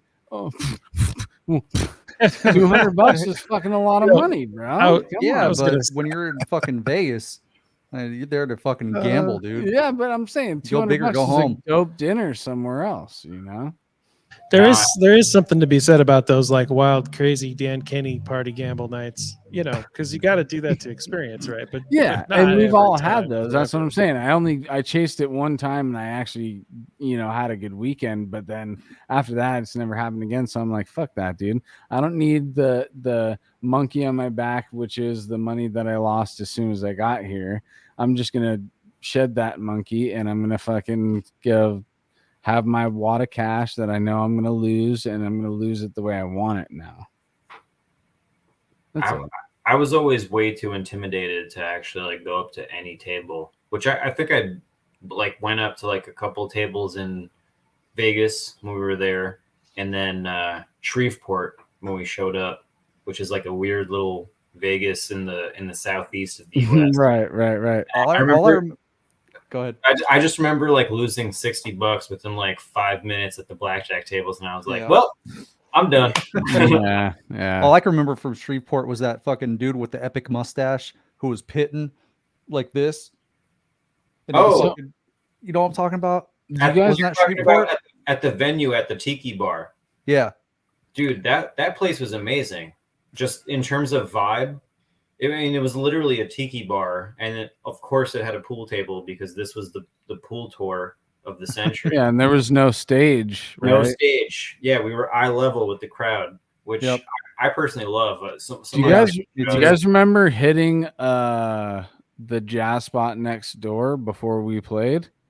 And there was a blind bass player or some shit, blind keyboard player. One of the guys was blind, and it was just New Orleans jazz, though. It was literally right before. Was that in Shreveport? I think it was, dude. Speaking of New Orleans, it wasn't Nola. It wasn't Nola. It wasn't Bourbon Street, like where we almost didn't play because we showed up like a fucking debaucherous mess. I'd like to hear Oleg describe our day in New Orleans. I mean, the first word that comes to mind is sweaty. Yeah. It was like 95 that's the first degrees, full humidity, like 100% humidity, 95 degrees at like 9 p.m. Never experienced air that thick where you feel like you're swimming through air. We got absolutely blasted in New Orleans. We started our day at like 10 a.m. drinking those they were like either the grenades or the turtle. It was the grenade. It was all that. It was that place called, it had turtle in the name, and I think we were drinking the grenades. Some drink Everclear size that was like Everclear mostly, and like some like pineapple liqueur. And that was us at 10 a.m. Yeah. And that was a bad start. Honestly, I mean, like, I had a great time. My memory's a little hazy because of like how much we drank that day. But I remember Murray got a gun pulled on him, I believe. And then that was at the end. That was after the show. That's the very end. That's the finale, dude. Yeah. So I'm remembering I'm like browning out through the day, and I remember being at like a witchcraft store. I remember James wearing all pink. What was he? Was he wearing pink? James was wearing. He was wearing booty shorts that on the back said, what did it say? What did it say? Who dat? Who dat? Across his ass, and he was wearing a pink tank top with a sachet like Miss America would wear. And I don't remember what it said across it. And he had like a headband on. He had a headband on, and his balls were always sticking out of the booty shorts. I remember that. Right. And doing the calisthenics while the cars are going by. Doing the David Lee Roth kicks all day. Yeah. And then I remember like a witchcraft store. I remember many bars. I remember eating alligator burgers, gator burgers. Murray got a gator burger. I got the jambalaya. I think we shared it. Yeah, it was great, dude. I remember so good. Burger. Well, the thing with gator is like it's super lean, so they have to mix it with sausage and other shit. So it's really not fully a gator patty that you're eating. It's mixed in there. But it was delicious, dude. I remember getting the jambalaya. Murray got the gator burger. We like shared it. Aw, dude. Hitting those. That's another thing too. Like I'm an eater, dude. I like to eat. So if I'm gonna go to a place, I want to eat their shit. You know, I want to eat the crawfish. I want to eat the alligator. Yeah, absolutely. Where else are you gonna eat alligator, dude? Yep. No, absolutely. You got to eat when you're on tour. Some of the best pizza I've ever had was in Toronto, believe it or not. Right. And that's coming from someone who grew up in Brooklyn, which apparently has the right water for pizza. Same thing for me in Hawaii. Some of the best pizza I've had is in 25,000 or 2,500 miles out in the Pacific Ocean on an island. You know. It's just wherever that experience happens, like somebody just knows what they're doing behind the scenes. They gave you a sick album, dude. That's what it is, dude. Experience this album. Yeah. All right. Where are we at, guys? We're almost. You said we're almost 3 hours, dude. Oh damn. I'm just getting started. Yeah, right. We're just getting the ball rolling. I'm looking for that picture of James. So Oleg, what's your favorite Severed Savior song to play? Ooh, honestly, the one that was the biggest pain in the ass, I think, wound up being the most rewarding, which is probably "Fuck the Humans." Okay, it's a great song, dude. I love doing that song too. Got a lot of ups and downs in terms of like feel and syncopation, and it was always a blast playing live. Well, that was like my first recorded song that I heard. Well, no, actually, no, that was my first song ever because Dusty was like, go check out my band, mp3.com. And I don't know. Yeah, check out my band, mp3.com. And I don't know if it was like, most popular song or whatever, but I think we just listened from track one. That's what starts off Forced to Bleed. That was the only thing that was out then. So I'll always like have a connection with did I say Forced to Bleed? You said Forced to Bleed, yeah. Fuck, I'm talking about Fuck the Humans, sorry. And because that's what starts off Forced to Bleed. Yes. EP, right? Yes. Okay, yes, sorry. So that's like my first time actually listening to Severed and being able to play that song always I have a connection with it just because that was like the first one that I fully listened to through because I just kept on listening to the EP Was it just the EP? No, Force to Bleed's the whole. There's Well, 8 tracks on that shit. It's on Servile as well. Yeah, we already went through this. It's the first 3 songs is the new shit, and then the last 5 are the. We're our first EP. Yeah, that's the extra tracks.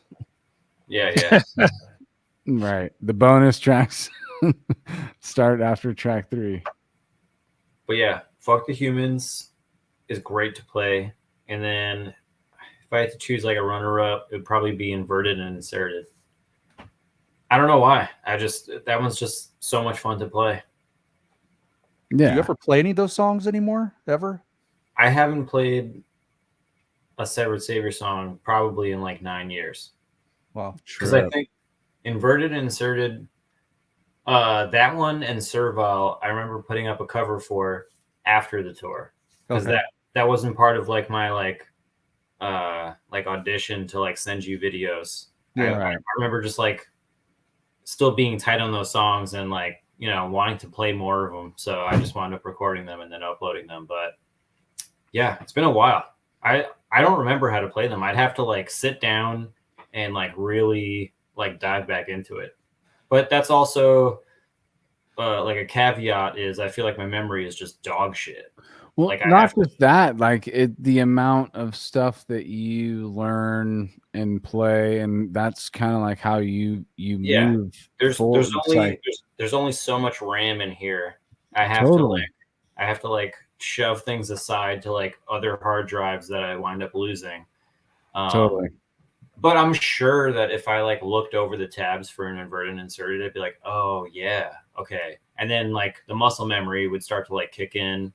Because that, like, a lot of the Severed Savior stuff felt like so, like, conducive to like the flow of just, I don't know, just maybe it's because I spent so much time practicing those songs, but they feel very like, I don't know, ergonomic or like natural to like, I don't know, just where my hands are gonna go. Killer. Yeah. That's a cool thing, huh? To hear Mike. Yeah. Yep. I mean, it was very flattering to see somebody, you know, that stoked on being part of the band and somebody so focused and determined to play shit, but not just play. You know, one of the things I always try to instill on the several second guitarists that we've had are that, yeah, you have to learn the notes. That, you know, that's a given, but it's not just about learning the notes. It's about making the notes sound right. And Oleg was always very open to how can I make this, you know, sound better? How do I play it exactly correctly? So yeah, it was always great working with Oleg because he was very inspiring. You know, it made me want to play the shit more and better. So yeah, Mike, you totally opened my eyes when it comes to like my picking hand and like the Al Di Meola style of like outside picking. So either everything is strictly alternate picked, or if you're playing stuff in odd groupings, it's outside picked, meaning everywhere where your picking hand goes stroke wise, it's always in the direction of where the next pick stroke is going to be. Yep. So like if you have some kind of like a 2-note sequence, 1 note per string, let's say you're just holding a power chord, right? Like 3rd fret on one string, 5th fret on the string above. If you start that on an upstroke with the lower string, when you go up to the higher string, your hand is forced to travel more to just even hit that string. And then the same can be said for the next pick stroke after that. You have to like go back in the opposite direction. Whereas if you were to start on downstroke, your hand is already going in the direction of the upper string to kind of pick up where that is and you know, ad infinitum as you're playing those kind of patterns. And that's just like a super simplified version, but there are a bunch of riffs in Severed Savior. especially in like the second half of Question. I remember very specifically, I would always do this weird like economy picking thing where I'd kind of like sweep through a couple of strings, but it wouldn't carry forward the rhythmic intensity that is required of that part to sound good. Yeah.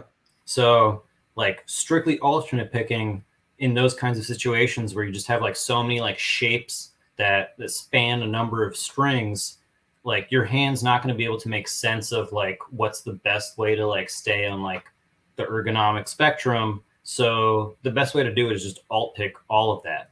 Yep. And like force like the flow of the rhythmic pattern over what you're playing. And like that kind of stuff really gave me like a whole new perspective on how to like master dynamics and flow with like weird riffs. And I like that. Yeah. I like that term, ergonomic spectrum. Yeah, dude. Yeah, and it's all related to that, but also like the idea of it behind it is not just like the mechanics and technique, is like what serves the parts musically. Yeah. Hell yeah. Because that's ultimately what's the most important thing. So like your technique should come secondary to what is important in the song. Yeah, but that's translated so much into like artificial brains playing as well, because a lot of what we play is like arpeggiated stuff, and oftentimes in threes. So you have like these odd note patterns where if you were to just like alternate pick everything, you'd wind up with like a weird area where you have to reset the pick pattern, and it's always done where like musically it's supposed to.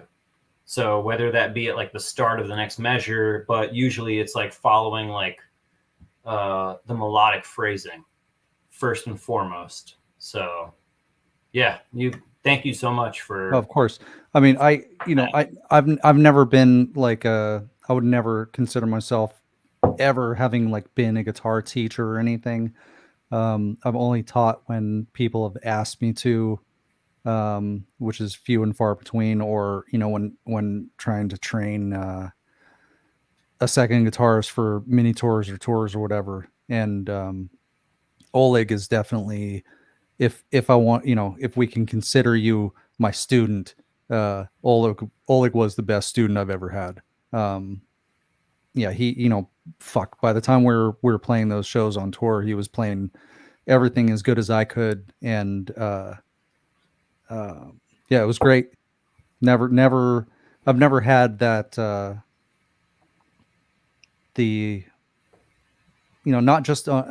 not just did we get along on such a personal level, get along so well on such a personal level, but musically as well. And that you really, paid attention to the fine details, like I did. And that it wasn't just if I said, okay, yeah, you're shredding that part, you're playing it great, but it doesn't sound right. And if I, when I nitpicked you didn't see it as like, this guy's just being fucking super picky and nitpicking me. Right. You saw it as a learning experience to improve, which is all I ever was trying to convey or try to help you with. And you picked it all, you took everything to heart and really practiced it. Everything I said, you listened, and not that I'm fucking Yoda or anything, but for the songs that I wrote, I knew how I wanted them to sound and how I played them to make them sound that way. And it wasn't like there was never a point where Oleg would say, well, I'm playing it correctly and to me it sounds right, so I'm just going to keep playing it the way I play it. No, he would ask, say, okay, so how, this, are you doing it up, double down and up, or are you doing it, is your hand a little more, parallel with the strings, or are you doing it more, this angle? And he was very into the mechanics and the science of playing, which I always appreciated. And like I said earlier, when I was saying that he's the consummate professional, I really mean it. He was down to play this shit the way we intended it to sound, and worked at it until he got it. And it did not take long. I mean, very, very quickly was able to pick up on stuff. And even after the tour, I remember, he stayed with me for like a week after the tour, and, he didn't have to play the Severed shit anymore. And he was learning like a Periphery solo, like Periphery album had just come out, and what's his name? Wes Houck. Yeah, Wes Houck had a solo on one song, like a guest appearance. Yep. It was the song called Mile Zero. Okay. And I remember Oleg showing me the solo, and he's like, I'm going to learn this. I'm like, okay. And I remember, I was playing games or something, and he would just sit there for fucking hours playing the solo. What was the game? I don't know. At that time, it was probably Call of Duty or something. I don't remember. But was that far back? Call of Duty? Yeah. Well, I mean, this was 2012, and all right, 10 years ago. Just hearing him play, like I got it got to the point where, even though I'm just as obsessive as he is with something, practice it until I get it right. I wanted to fucking smack that whatever you were listening to it on your phone or something. I just wanted to throw your phone across the fucking house because I'd heard that solo he was working on so many fucking times. It was making me nauseous, but every time he played it, he got it even closer and closer. Mm-hmm. And like me, he was very into the intricate details of playing it, how it was recorded, how it sounded. He wasn't just playing his version of it. And he was, fucked by the end. Once he got it down, it sounded exactly like the fucking CD, and he was playing along with it. He played along with it a few times, and it sounded exactly right. And then he moved on to something else. And I think the next song he moved on to was a Defeated Sanity song. It was. And that next song was the hardest song I ever learned in my life. But you got it down in like 2 days. Like he fucking and I remember like years later, and it wasn't even that long ago. It was maybe like a year and a half ago, 2 years ago. I was talking to Lila from Defeated Sanity. Yeah. And I think he had posted that they were looking for another guitarist, and I was just like, dude, Oleg that played with us in 2012, this dude, like, I've never, like, the way he picks up shit and how much he loves your band, you should fucking talk to this guy. And I think I sent Oleg a text or something. I'm like, dude, Defeated Sandy's looking for another guitarist. You should fucking do it. And you were like, oh, I can't because of this and whatever. I think you were on tour with fucking Artificial Brain or something at the time.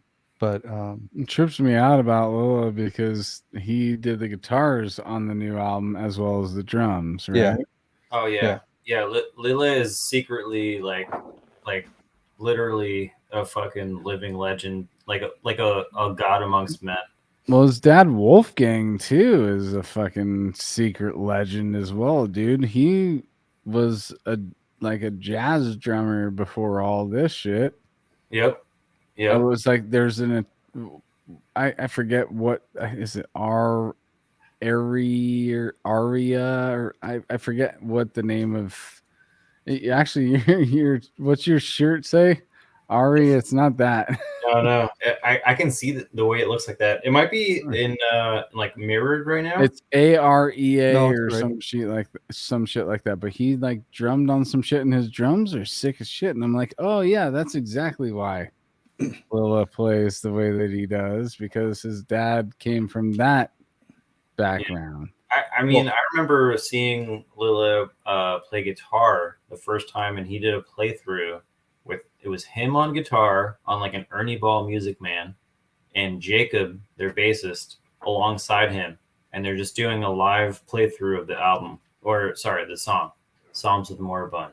Mm-hmm. And Lila plays the guitar like a fucking world-class musician. He's barely moving his hands. Like, sure. all of his motions are perfectly like calculated to play exactly what the motion requires, and that's it. And it was like such an experience to like see the drummer of the band play the riffs more competently than like most guitarists. Right. But it all mostly comes from his brain too, right? He's soul or main, not main, but like he's the most contributor with the music. Maybe all. I don't know. What am I talking about? He's the primary songwriter for Defeated Sanity. There you go. It was definitely, I believe, a communal effort between him and his father up until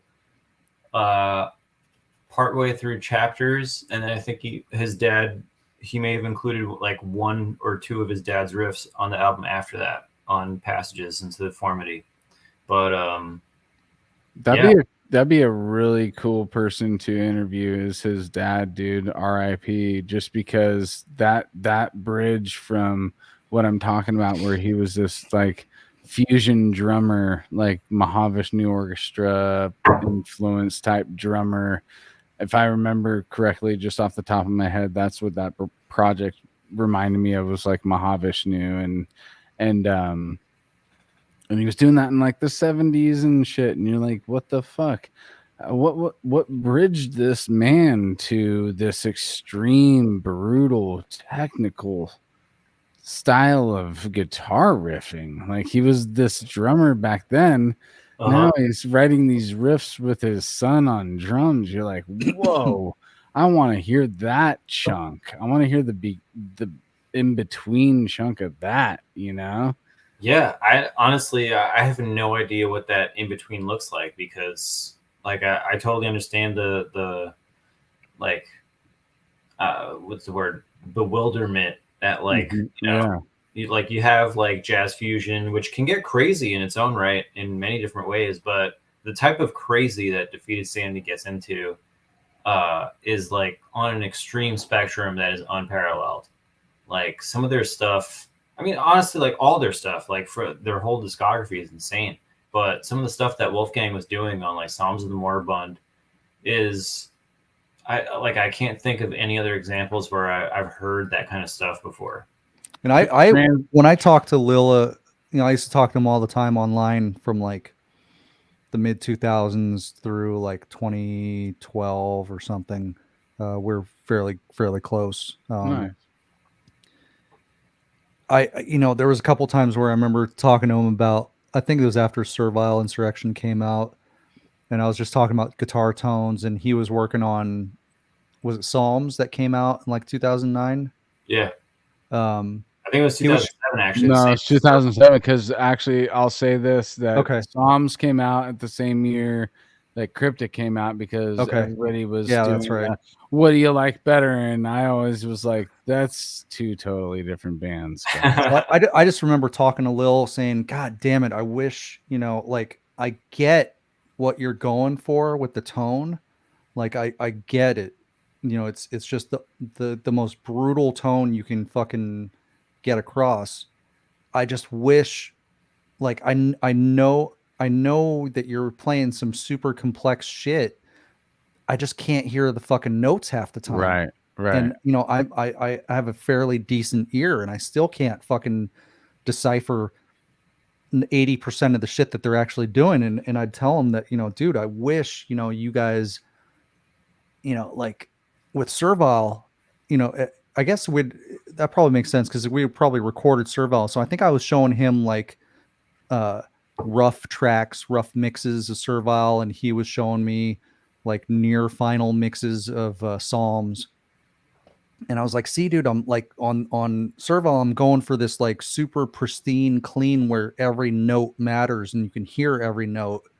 And I kind of wish that I could hear every note that you guys are doing, because you're playing some amazing shit. And it's just, a lot of it is going over the heads of the listener, because the tone is so brutal and scooped, and it's just the opposite of Servile. You know, it's from ultra clarity to, it's not that they're muddy, they're just, it's fucking scooped. But you also have to understand you have to understand that guy also loves the super gurgly, dirty slam stuff too, you know.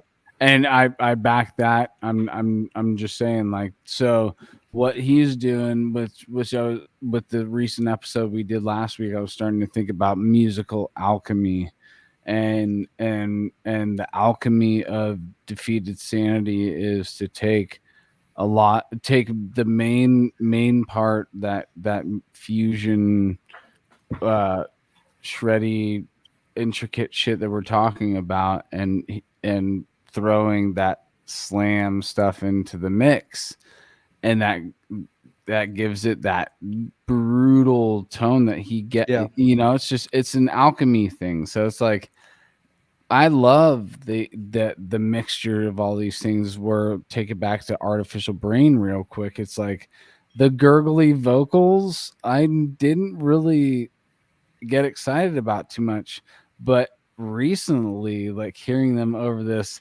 deafened black metal experimental dissonant project that Oleg's a part of, like, I'm like, oh, these gurgles now, I'm down with these gurgles because they're in an element that you would not normally be exposed to them in. But yeah, I know what you're saying though, because I'm just doing the devil's advocate thing from what you're saying, Mike, with really where I would mainly want to hear that would be the way that you're talking about, because I know that these defeated sanity riffs are very intricate, and probably play, if somebody could rip it on an acoustic guitar, I'd probably love it. Well, see, what this comes back to for me is watching, like I said, when we got back from tour and Oleg was working on the Periphery solo 24 hours a day for about 3 days until he got it perfectly. He started working on that Defeated Sanity song, and it only took a couple days before he had it down. And I'd sit there and watch him, and he was playing it acoustically on his Kiesel. Was it Kiesel then, or was it still Carvin? It was still a Carvin, yeah. Okay, so he'd bought he'd made a custom Carvin for the tour with us, and he's playing, sitting on my couch. I'm sitting next to him, and he's playing along with the Defeated Sanity song. And I don't think there was a tab. He fucking somehow figured out, like, he was able to decipher it by ear, which I wouldn't be able to do. Was there a tab? There was totally a tab. Okay. There was totally a tab. I was trying to fucking give you props, but go ahead. I appreciate that, but there's no way I can figure that stuff out. Okay. Like, in line with what you guys were just saying about the production, which is an artistic choice that I can easily stand behind, because to me it's like, it's an aesthetic thing. It's well, like, even beyond like just an aesthetic thing, like, okay, you have like the like slam death metal factor of Defeated Sanity, so it like viscerally moves you, but at the same time, deciphering what's going on all the instruments is like reading a dense book that you have to go back to over and over, and your mind ultimately has to fill a lot of the gaps. Yeah. And like, that to me is beautiful, because it just, like, if the music itself can speak and like on its own right and like have lasting power, then every time I come back to it, it's like the replay value is just added more and more, because it's an indecipherable code. I shouldn't say indecipherable, but it's like it's a puzzle that very few can unlock. And that's why we keep trying as we listen. It's one of those things where you're trying the puzzle out. I have fun trying this puzzle out, but I know me, Anthony Trapani, I'm never gonna unlock fucking Defeated, by the way. Well, I'm saying the Americanized version, so everybody just gets it, dude. Yeah. Well, I don't even think that like it's about like figuring it out necessarily, because even if you don't figure it out to like what's truly happening, what's happening ultimately is it's an active experience between the band playing music and the listener using their ear to fill in the gaps that they can't make sense of. And that's what I mean when I say it's like reading a dense book. It's like, when you read a book, you have to like fill in a lot of gaps, like setting, what people's voices sound like in dialogue, like all that stuff has to come from yourself. And you just, and that's kind of like what I feel like when I listen to something as dense as like Defeated Sanity with like crazy production, where it's like, or Worm's first album, Planet Sphero. Yeah. I love that album like more than most things in life. And so much feel, so much part mood. of it has to do with the fact that it's like horribly produced. And I love that aspect. It's all there though. It's not just horribly. It's all no, there. Yeah, I say that in like the most crass sense of the term, but like they're not going for clarity. They're going for feel. And but there's influences in there that you can pull out too. And I'll say that Severed Savior's in there a few times. There's some riffs in there and I'm like, oh shit. They just got that Severed Savior vibe real quick right there, dude. Yeah, I mean that whole album is just fucking insane. But like what I love about it is like I've listened to it since I was like, I don't know, 14 years old, and almost every time I listen to it, I hear something new. Because it's like their whole discography is really awesome, dude. But that one always pulls me back to I want to get back in this one and see what I missed. Yeah, that one's different. I don't know any other album that sounds like that. But it really is. It's like playing a puzzle. It's trying to put a puzzle together, dude. And like I'm thinking about this in this conversation we get, which by the way we're at almost 3.5 hours. We're gonna have to wrap it up pretty quick. All right, guys, let's call it. We're gonna call it soon for you, especially, dude. It's funny because I was like, guys, I don't know how long it can last. It's gonna be late. Yeah, right. But I was like, let's just see where the vibes are going. And this is where the vibes took us. The vibes took us at 3.5 hours for me to say that Back in Black is the easiest puzzle that anybody can figure out. Yeah. Like everybody figures that one out pretty much on the first run, right? Yeah. That's the puzzles for the 3-year-olds. All right. I just want to say really quick that regarding that whole story about Oleg learning the Defeated Sanity song at my house on my couch. It was incredible to see this guy go, like, to see, somebody kind of like-minded to me, and that they're that dedicated and that obsessive about something. I got to get it right.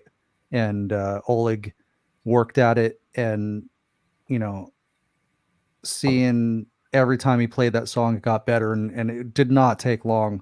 It was only a day or two before he had it down, and it was fucking mind-blowing.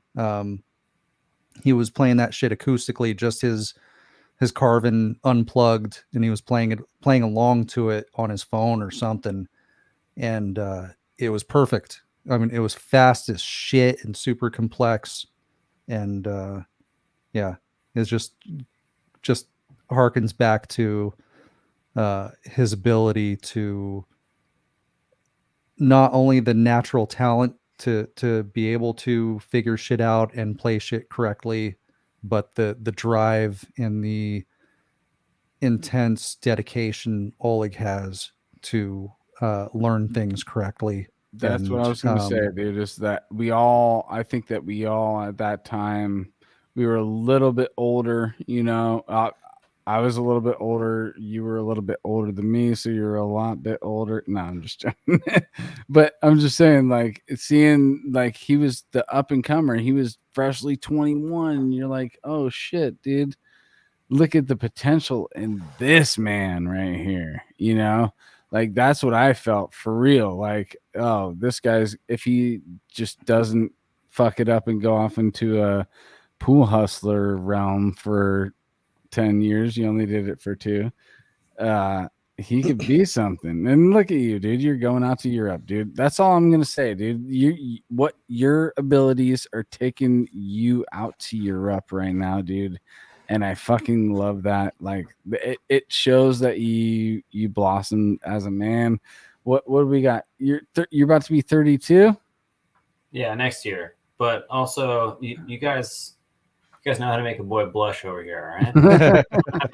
Nah, dude, we're just propping you up to show you that we saw you in the beginning, or not in the beginning, but towards the beginning of your journey. Like, we were a part of your first swan dive into the real deal, and we're proud of you.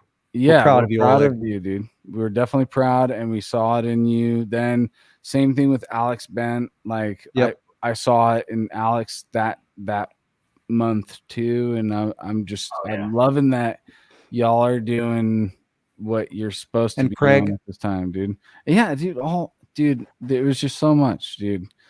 And everybody, like Craig just coming back from France. Like, we're gonna be having the Deeds episode soon to get that Good. wrap up Nice. Maryland, France episode. Yeah, dude, no doubt. Oleg, can you do us a favor and before we end for tonight, can you go over kind of your gear that you've been using for a while now? Like, can you go over those two guitars you got behind you, what the specs are, and what you're using for amps live and that kind of shit? Yeah, absolutely. Gotta give us the deets, man. Always got to nerd out. All right. So, did you see what I'm sorry, Troy, but when you chime in, dude, this like I could see what you're dealing with right now. I love that you're being pro with it though, dude. Yeah, it's so funny. Thank you so much. I'm sorry that you're dealing with that right now, but fuck, man, that's crazy. Guess I should have stayed at work instead, huh? Well, I mean, probably not, dude. It doesn't matter. You're here with us. You're fucking rocking out, dude. It's all good. Yeah. No, I mean, I should have done this from work where it'd be quiet now because everybody's gone. Right. No air guns and shit going on. All right. Oleg, what you got, bro? It's got Ormsby Hype GTR. That's exactly what it is. Sweet. It's a run to Ormsby Hype GTR 7-string. I fucking love that you killed that, dude. That was a fucking guess. Yeah. I love the burled maple top on that thing. Got the burl maple top, otherwise known as the coffee table top. Okay. Flat black painted polyurethane on the back. Got the multi-scale. What is the multi-scale? What's your first string versus 7th string? So the high E is standard 25/5 scale length. Okay. Going up to the lowest string, the low. That looks like it's like a fucking 27.5. It's a 27.8.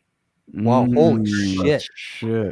And what gauge strings are you using? You're trying to act like I know what I'm talking about. Okay, so a lot of people talk about multi-scales as like an ergonomic benefit. No, it's more about the string tension. That's exactly right. Thank you.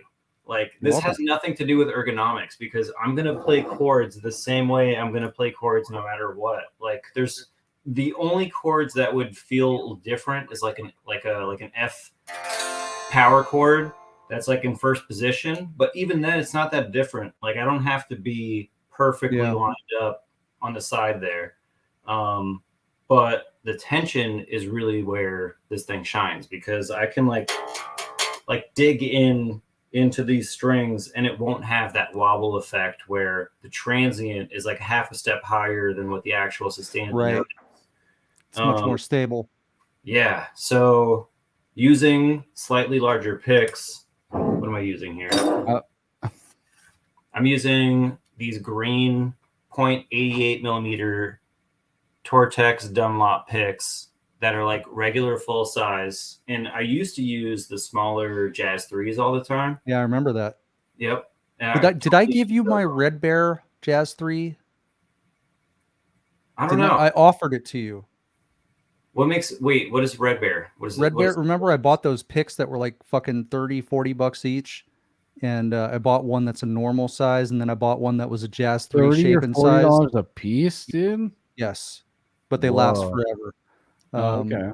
And I offered you the Jazz 3 style one, and I don't remember if I actually gave it to you or not. I don't think I have it anymore, so I thought I had given it to you. I have to double check. What would it look like? Would it look like a regular Jazz 3 pick? Like that, but a Jazz 3. It was kind of tortoiseshell looking. Did it have the holes too?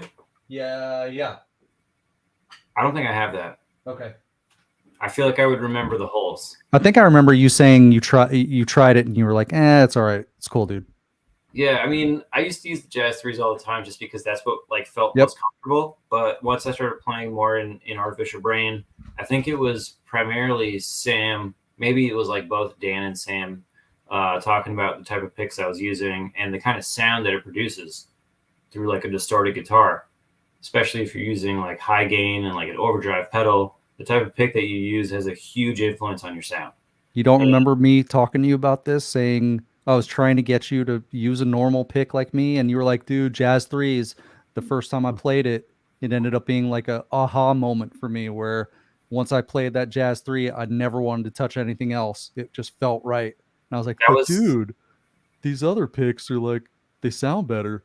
That must have been the one lesson I failed, because going back to it now, I'm totally on your side. Okay. What are those earbuds or ear plugs you sold me on, Mike? I lost mine and I can't remember the name of them. Troy, you know, Etymotic. Yeah. Say it again. Etymotic. Etymotic. They're earplugs that allow high end to go through still, but they just decrease the volume so you can still hear everything and cymbals and shit. Now that I'm back to like going to shows and stuff, like I've been missing those. I can't find them, and those were clutch in live settings. That'd be nice. Yeah. Dudes, we've been going for a while. Oh, no. He's got to finish his gear rundown. Oh, yeah. Okay. I want to hear this shit. All right, I'm not slacking over here either. You're in for the long run, Anthony. You're in the long run. This is coming down the home stretch. All right, so we got everyone here. I fucking love this guitar. All it does when I play it is make me want to play more guitar, which is the most important. Yep.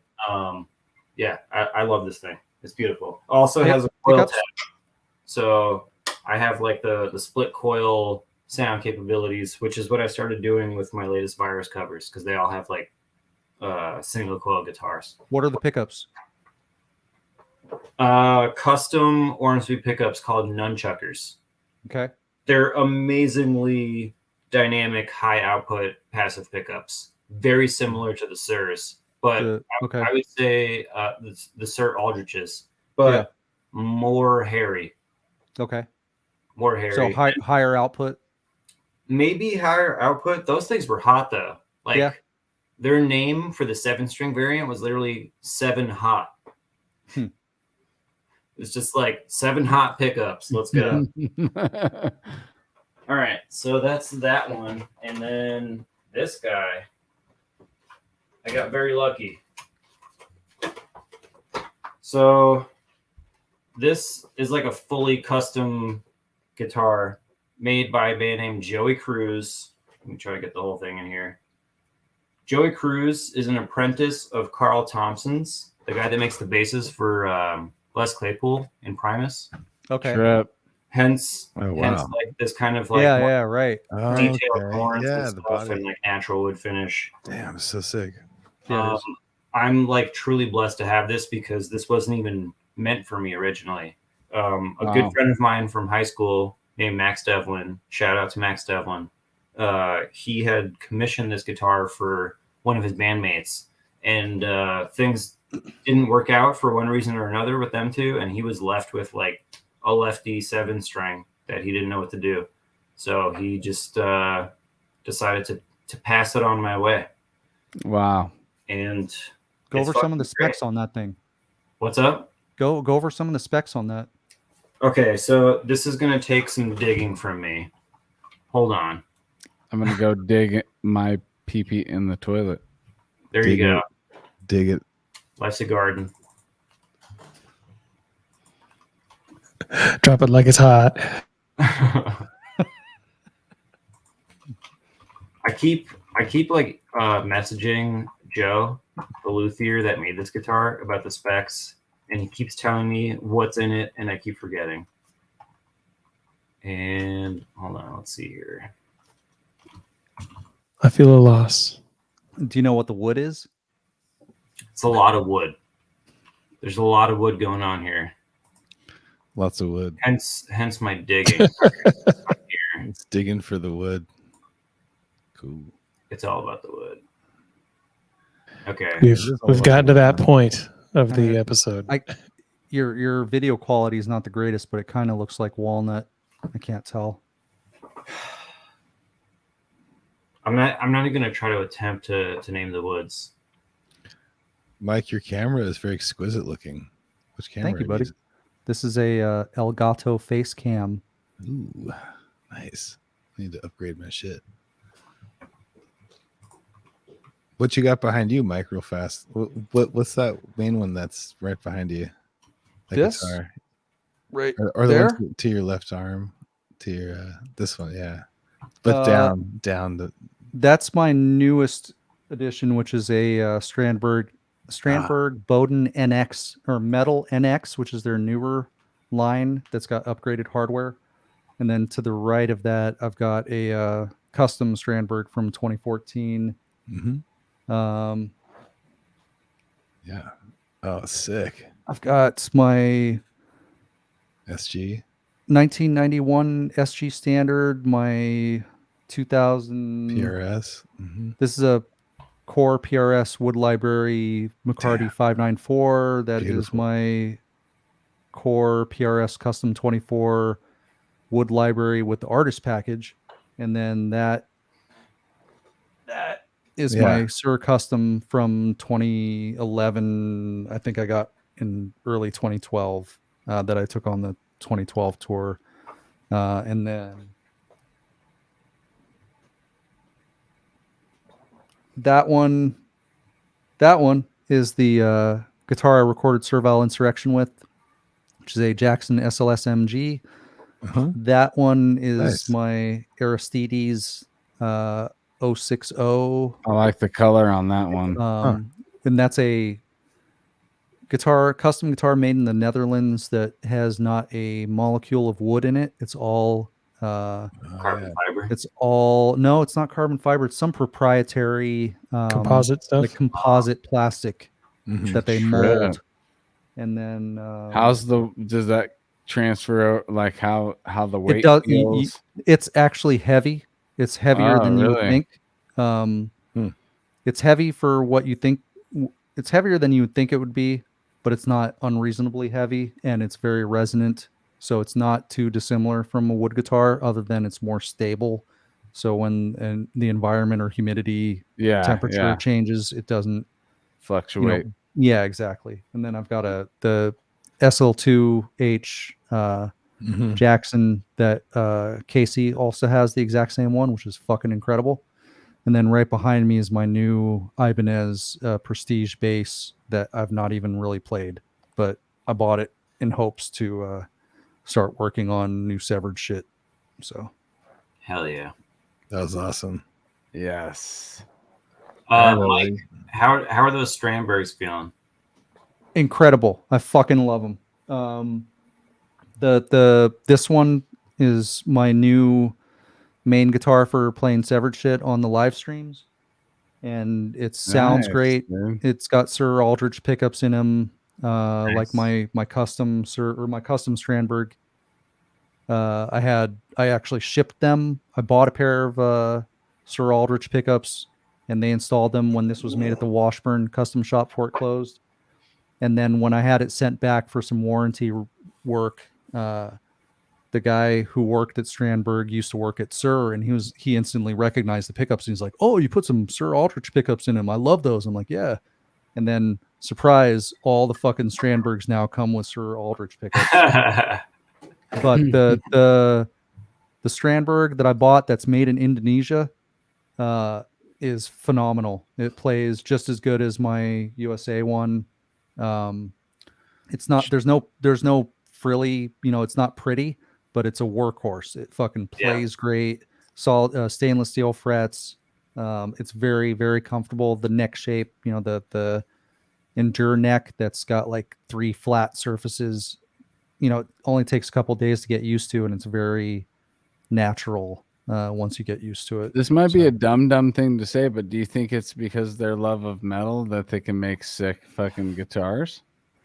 Swedish people? What are you talking about? You said made in Indonesia. Oh, no, because that may be part of it. You're saying it was just put together in Indonesia? Well, so no, here's the deal. Like, and a lot of people probably know this, but there's a guitar company that's now in Indonesia that basically makes 80% of the fucking world's guitars. And most of the import guitars, basically all these companies that like, I think the Ormsby is made in Indonesia, right? The one that you have. Yep. Yeah. So it's all of these different guitar companies that want to have their non-USA or their non-domestic guitars, their guitar lines, like to have a cheaper option, are having their guitars made through the same factory. So you got this one factory in Indonesia that makes guitars for fucking LTD, Schecter, Ormsby, Strandberg, Godin. There's like fucking in Court. I think it's owned by the company Court, Kort, but it's basically this one big factory that essentially makes, and they've got, different sections that make different brands guitars, but yeah, I'm sure part of it is that they still have a passion for guitar music out there, kind of like Japan and Southeast Asia is still very into guitar music. So I'm sure a lot of the workers are actually players. But the quality control has gotten much better over the last several years for guitars that have come out of this factory. So I have no complaints quality wise. It's every bit as good as my USA Strandberg, except it costs about $1,500 plus less than that one. And it's just not as nice. I like it's that just not as number pretty. less. So the Indonesian Strandberg was like 2,100 and my USA one was like 3,800, something like that. And it's every bit as good quality wise and attention to detail and the fit and finish. It's just not, that particular one is not as pretty as my USA one that's made with koa wood from Hawaii and ebony fretboard and bird's eye maple neck. This one is just straight maple neck with there's a paint job on the body so you can't see the figuring and stuff, but yeah, it's a great guitar. It's all art, dude. I was just gonna say these are just things of art, and however you want to translate it, it's creators of guitars, it's sculptors, it's painters, this is my version of this, woodworking, all of it's art, dude, and creativity, dude, and I love it. Well, nowadays, even the big companies like PRS and everybody are doing CNC machines to do the basic cutout for bodies and neck shapes and everything. So everything is done for almost every company across the world is doing, AutoCAD 3D designs of their guitars, and then they put it in the CNC machine, and that carves out the basic shape. So it all has to do with, the fit and finish, the attention to detail, the actual human handwork to sand down everything. And, fretwork is an art form. And, they've obviously got people at that Indonesian factory now that have done it for long enough that they're really starting to master it now. So they're really putting out some pretty fucking good quality shit at a cheaper price. Dude. So, and I'm sure Oleg can attest to it with his Ormsby, right? Well, I was gonna say it's kind of like it's always a gamble when you're paying for less. You could wind up with like a really sick guitar that's comparable in craftsmanship and playability to something that's worth like $2,000 more, but the chances of it are less, and you might wind up with something that's just kind of hasn't had that much attention to detail. But every now and then you come across a cheap guitar that's just like, wow, this is a work of art where everything came together beautifully. Yep. Totally. Yeah. So go through the details on this okay, guitar. So this, I believe, Joe Cruz, I believe goes by MBJ Guitars. So this would officially be an MBJ guitar. And where is he? He's up in, I think now it's Pleasant Valley, New York. He used to be based out of Beacon and used to also work in Carl Thompson's shop in Brooklyn. But now I think he's got his own thing going on in Pleasant Valley, New York, still working at a Carl's shop as well in Brooklyn. The headstock has a little custom little star orbital inlay over there, which is pretty sick. Like a custom little, I know my camera is really shitty, but there's like a like everything here has like custom like wood finish parts. Oh wow. Like, yeah, so you like can't see that and like when you pull it back. Yeah, even the truss rod cover, I'm trying to get it into a light where you can like see it. But the truss rod cover is also like a wood piece that's part of it. And getting into the details here. So, all right. You were right. This is walnut. The main wings, it's specifically Claro walnut. Yep. And then the Purple center. heart. So let me see if I get more lights going in here so you can kind of see. Camera's going to be shitty, but so this center stripe is a little bit more of like a red hue, and that is Paduke. Huh. Yeah, some exotic wood named Paduke. The core of the body is mahogany. Okay. The neck is mahogany as well, and the fingerboard ebony. Classic ebony on the fingerboard here, and then the racing stripes that follow this little center stripe here are a mixture of walnut and Paduke as well. Just flip sides so they contrast with each other a little more. Is that a hip shot bridge? I believe it is. Yeah. Okay. Hip shot bridge, and the pickups are. I had no say in this, but I actually love the way that they sound through most of the riffs that I play. It's a Seymour Duncan, Pegasus, and Sentinel set. That's what's his name from Periphery? Who's the dude with glasses and kind of long hair? Oh, it's Mark. Yeah, Mark Holcomb or Holcomb, whatever. Holcomb, I think that's aren't those his signature set? Honestly, I have no idea. I pay an embarrassingly little amount of attention to gear. My student got his guitar. The Holcomb jammed with him today. Yeah, he ordered that because Joel and I were like looking at different guitars, and he was wanting to buy something, and he had like $1,000 to spend or something. I was like, PRS, dude, and he got that one, the Mark Holcomb whatever model. Yeah. It's fucking sick as shit. I played with him today. He's like in high school. He's a dude. That thing's sick, dude. Hell yeah! I mean, I honestly love the way these pickups sound. As long as like whatever I'm playing through is responsive to dynamics. You know, like if you pick harder and it's gonna growl harder at you, that's what's most important. It's gotta be reflective of your playing. What amp and cabinet are you using when you guys play so usually I have a 6505 plus, like a 120 watt. Honestly, I feel like I could get away with a 50 watt. Yeah. In this day and age, because you're never even like cranking the preamp tubes that hard anyway. But I got the 6505 plus, and I'll usually play through whatever cab that the bar has. But I do have my own avatar cab, which was spec'd by a friend of mine in college named Chris. And he was like all about gear and sound. And I was just like, all right, you can spec this amp. I'll sign off on it and claim it as my own. I think it's like there's like a cross pattern, and I think it's greenbacks and V30s in some Interesting. Okay.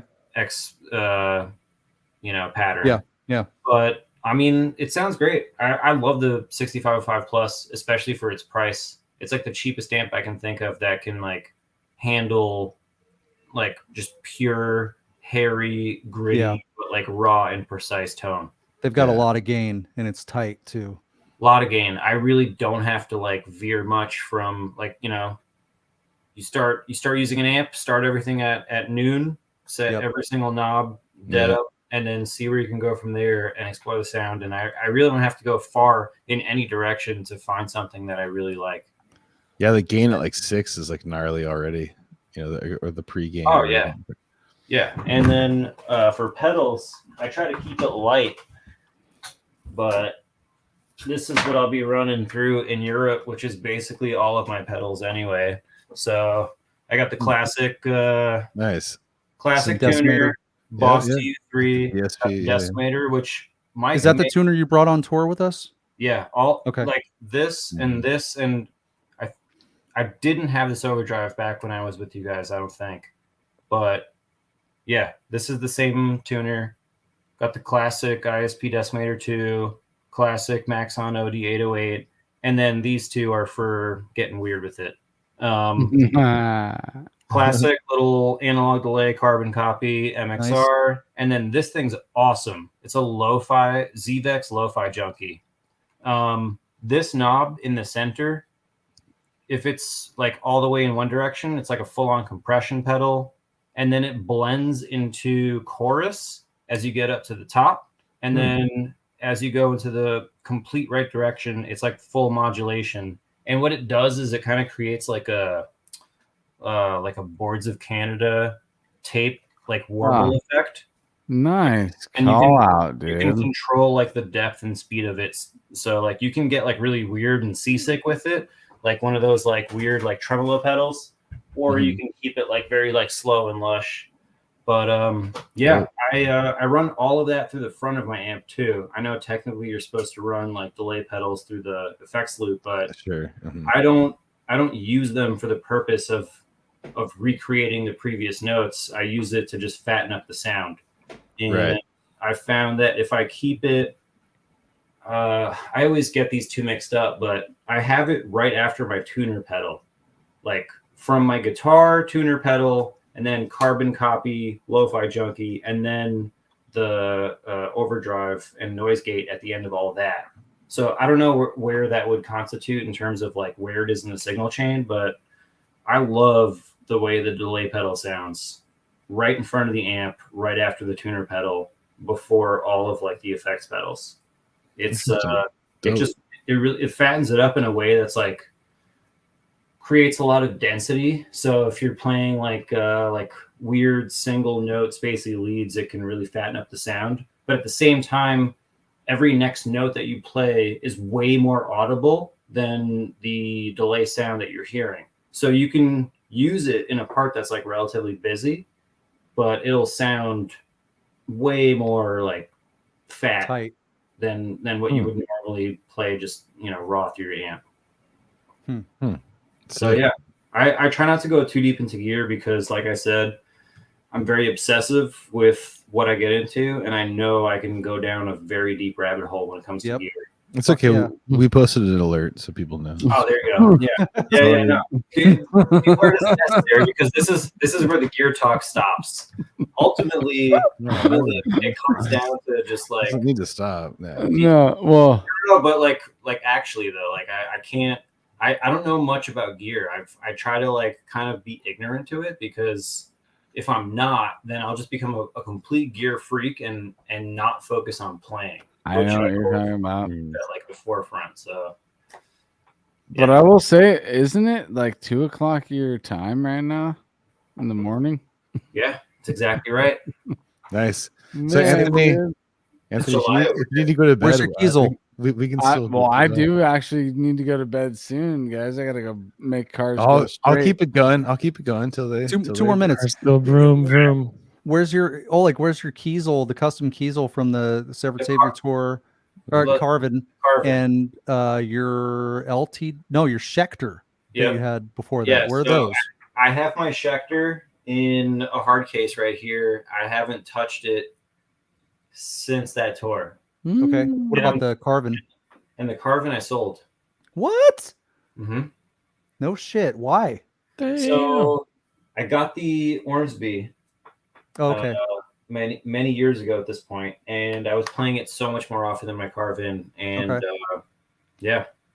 I knew a lefty that was looking for a 7-string, and I was like, you know what? I can get rid of the Carvin. Lefties unite, dude. 12% of the planet, dude. Also, that Carvin was like kind of like an experiment because I just, I like custom spec'd it, but I didn't really know what I was getting into because I didn't have my hands on all that many guitars. So I was just like, fuck it. Let me just like throw paint at a wall and see what these specs sound like and feel like. And they were great. I mean, that was my main guitar on tour with you guys. But once I played the Ormsby, I was like, oh, this is like another guitar for me to like, for my hands to understand what the different specs of the instrument are. And it's got a completely different vibe. Yeah. Wind up selling it. Wow.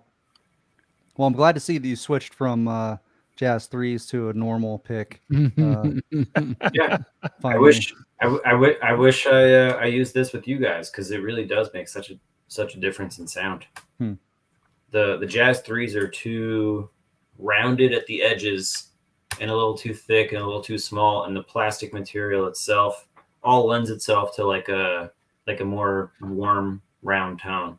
Whereas like when you're playing stuff that involves a lot of trem picking or a lot of palm muting, anything that benefits from like that like extra digging in, transient attack and digging in and hearing the dynamics of like the difference between like the pick being like this deep into your string. Yes, exactly. As opposed to just the tip.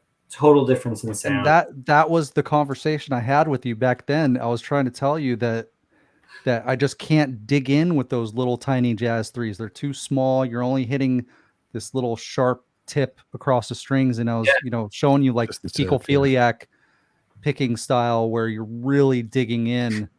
And I was trying to show you, with normal picks, you can dig in so much more, and you're like, nope. Jazz 3s, this is what I'm about. They're the greatest. They're the fucking holy grail for me. Yeah, little did I know you were spewing nothing but truth, and here I am now. Yeah, you made them work though. You made them work, and that's all that mattered. Yeah, at the time. Yeah, it's all a learning process. Even nowadays, I still question the way I play every single fucking note, and that's kind of what it's all about, right? Yes.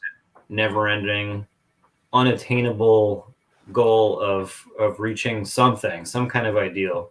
If you reached it, you would have stopped. Yeah, exactly. So that's why you're still going, dude.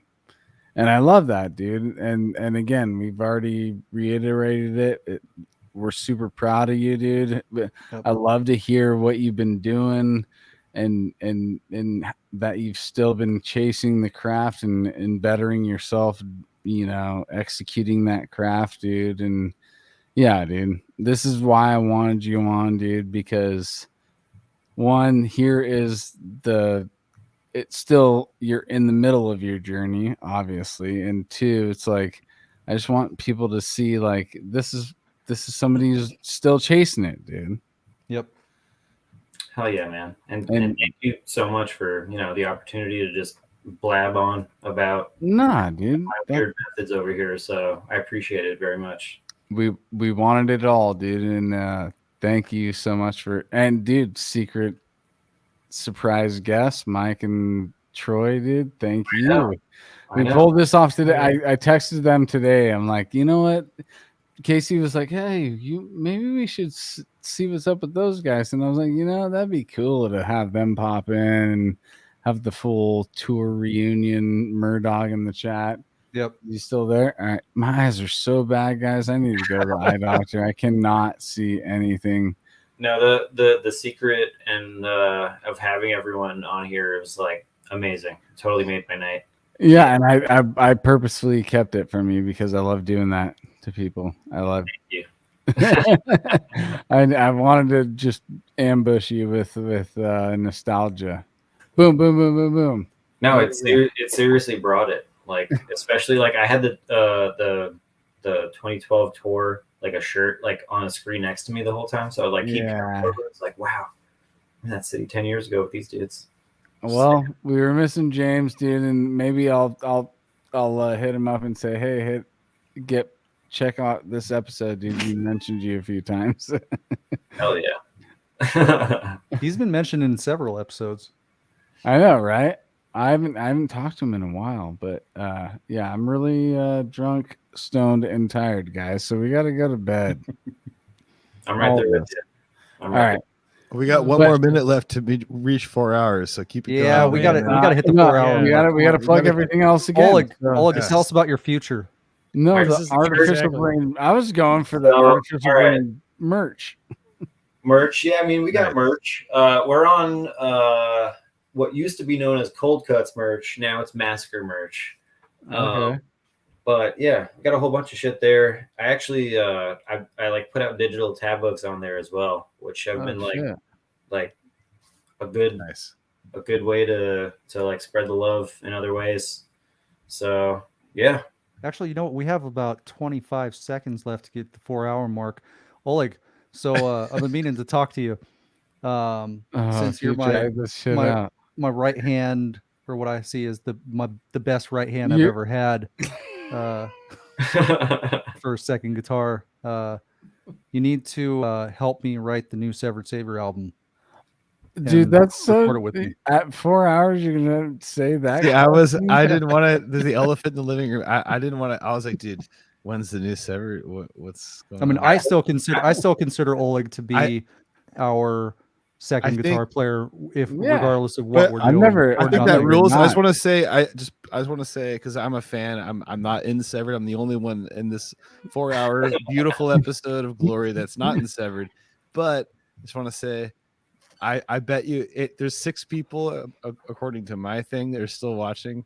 They might have been waiting this whole 4 hours to find out about the new Severed. Dude. If there's going to be more Severed. I think the world wants it for sure. It's just a matter of, will the world receive at some point more Severed? Well, now that me and Troy and I are actively playing our instruments again for the first time in years, and we haven't even talked about the Twitch channels either. We still got time. Both Troy and I have been broadcasting on Twitch, or streaming on Twitch. We do need to talk about that a couple times a week for a few months now. I've been doing it a couple months, and I was inspired to do it by Troy, who set up 18 cameras and looks like a pro setup from day one. Yeah. Troy's badass. So yeah, the goal here is to get the rust out first and foremost, and just get to playing all the time again. And what better way than when you have to play, So if you're streaming, you kind of have to fucking be able to play again. So now that we're both back in the swing of things and continue to get the rust out, the next step is going to be to start working on new shit. We're going to have. I've already talked to Dusty and Jared, and we're going to have some guest appearances on whatever we put out, whether it's an EP or full length. We're going to have Dusty do some guest stuff on there. We're going to have Jared do some guest stuff. Cool. But I still want the, primary,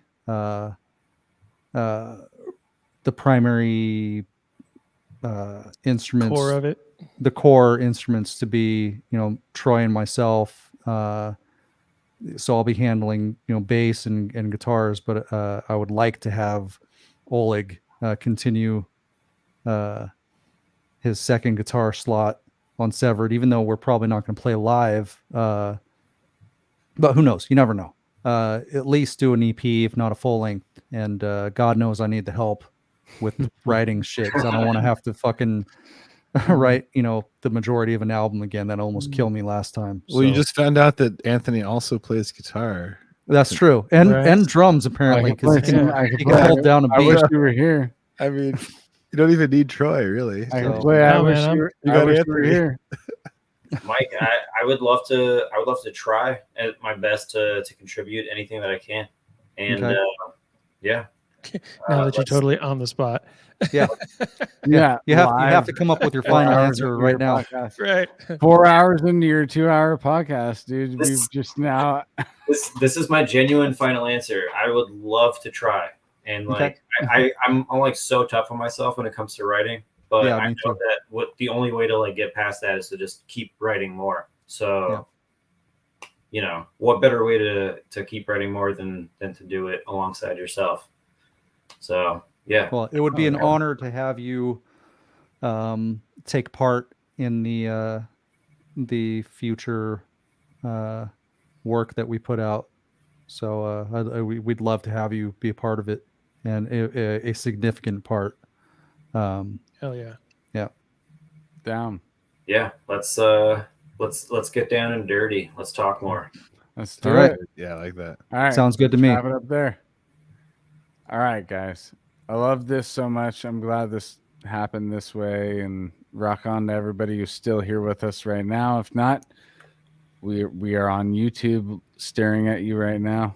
And what you need to do is beat it out. You need to Drunk Alert. You need to walk the walk. You need to flip the flop, and you need to hit up Artificial Brain for all that merch business that he was talking about. You need to get to CaliDeathPodcast.BigCartel.com if you want a shirt. You got to get to BattleForgeCoffee.com if you want to get alert. Oh, what's up? That was a rhyme. Wasn't even prepared for it. Yeah, I had a great time. This is exactly what I wanted. I hope you had a good time too. Rock on. We'll see you next week. Severed Saviors, awesome. Thanks, guys, so much. Rock on. Yeah. Thank you. Yeah. Had an amazing time talking with you, dudes. Thank you. Right on. Yes, dude. Good to see you, dude. Stoked. Hell yeah. Rock Hell yeah. on. Talk to you guys soon. All right. All right. Okay, I guess we need to end this now. All right. There you go.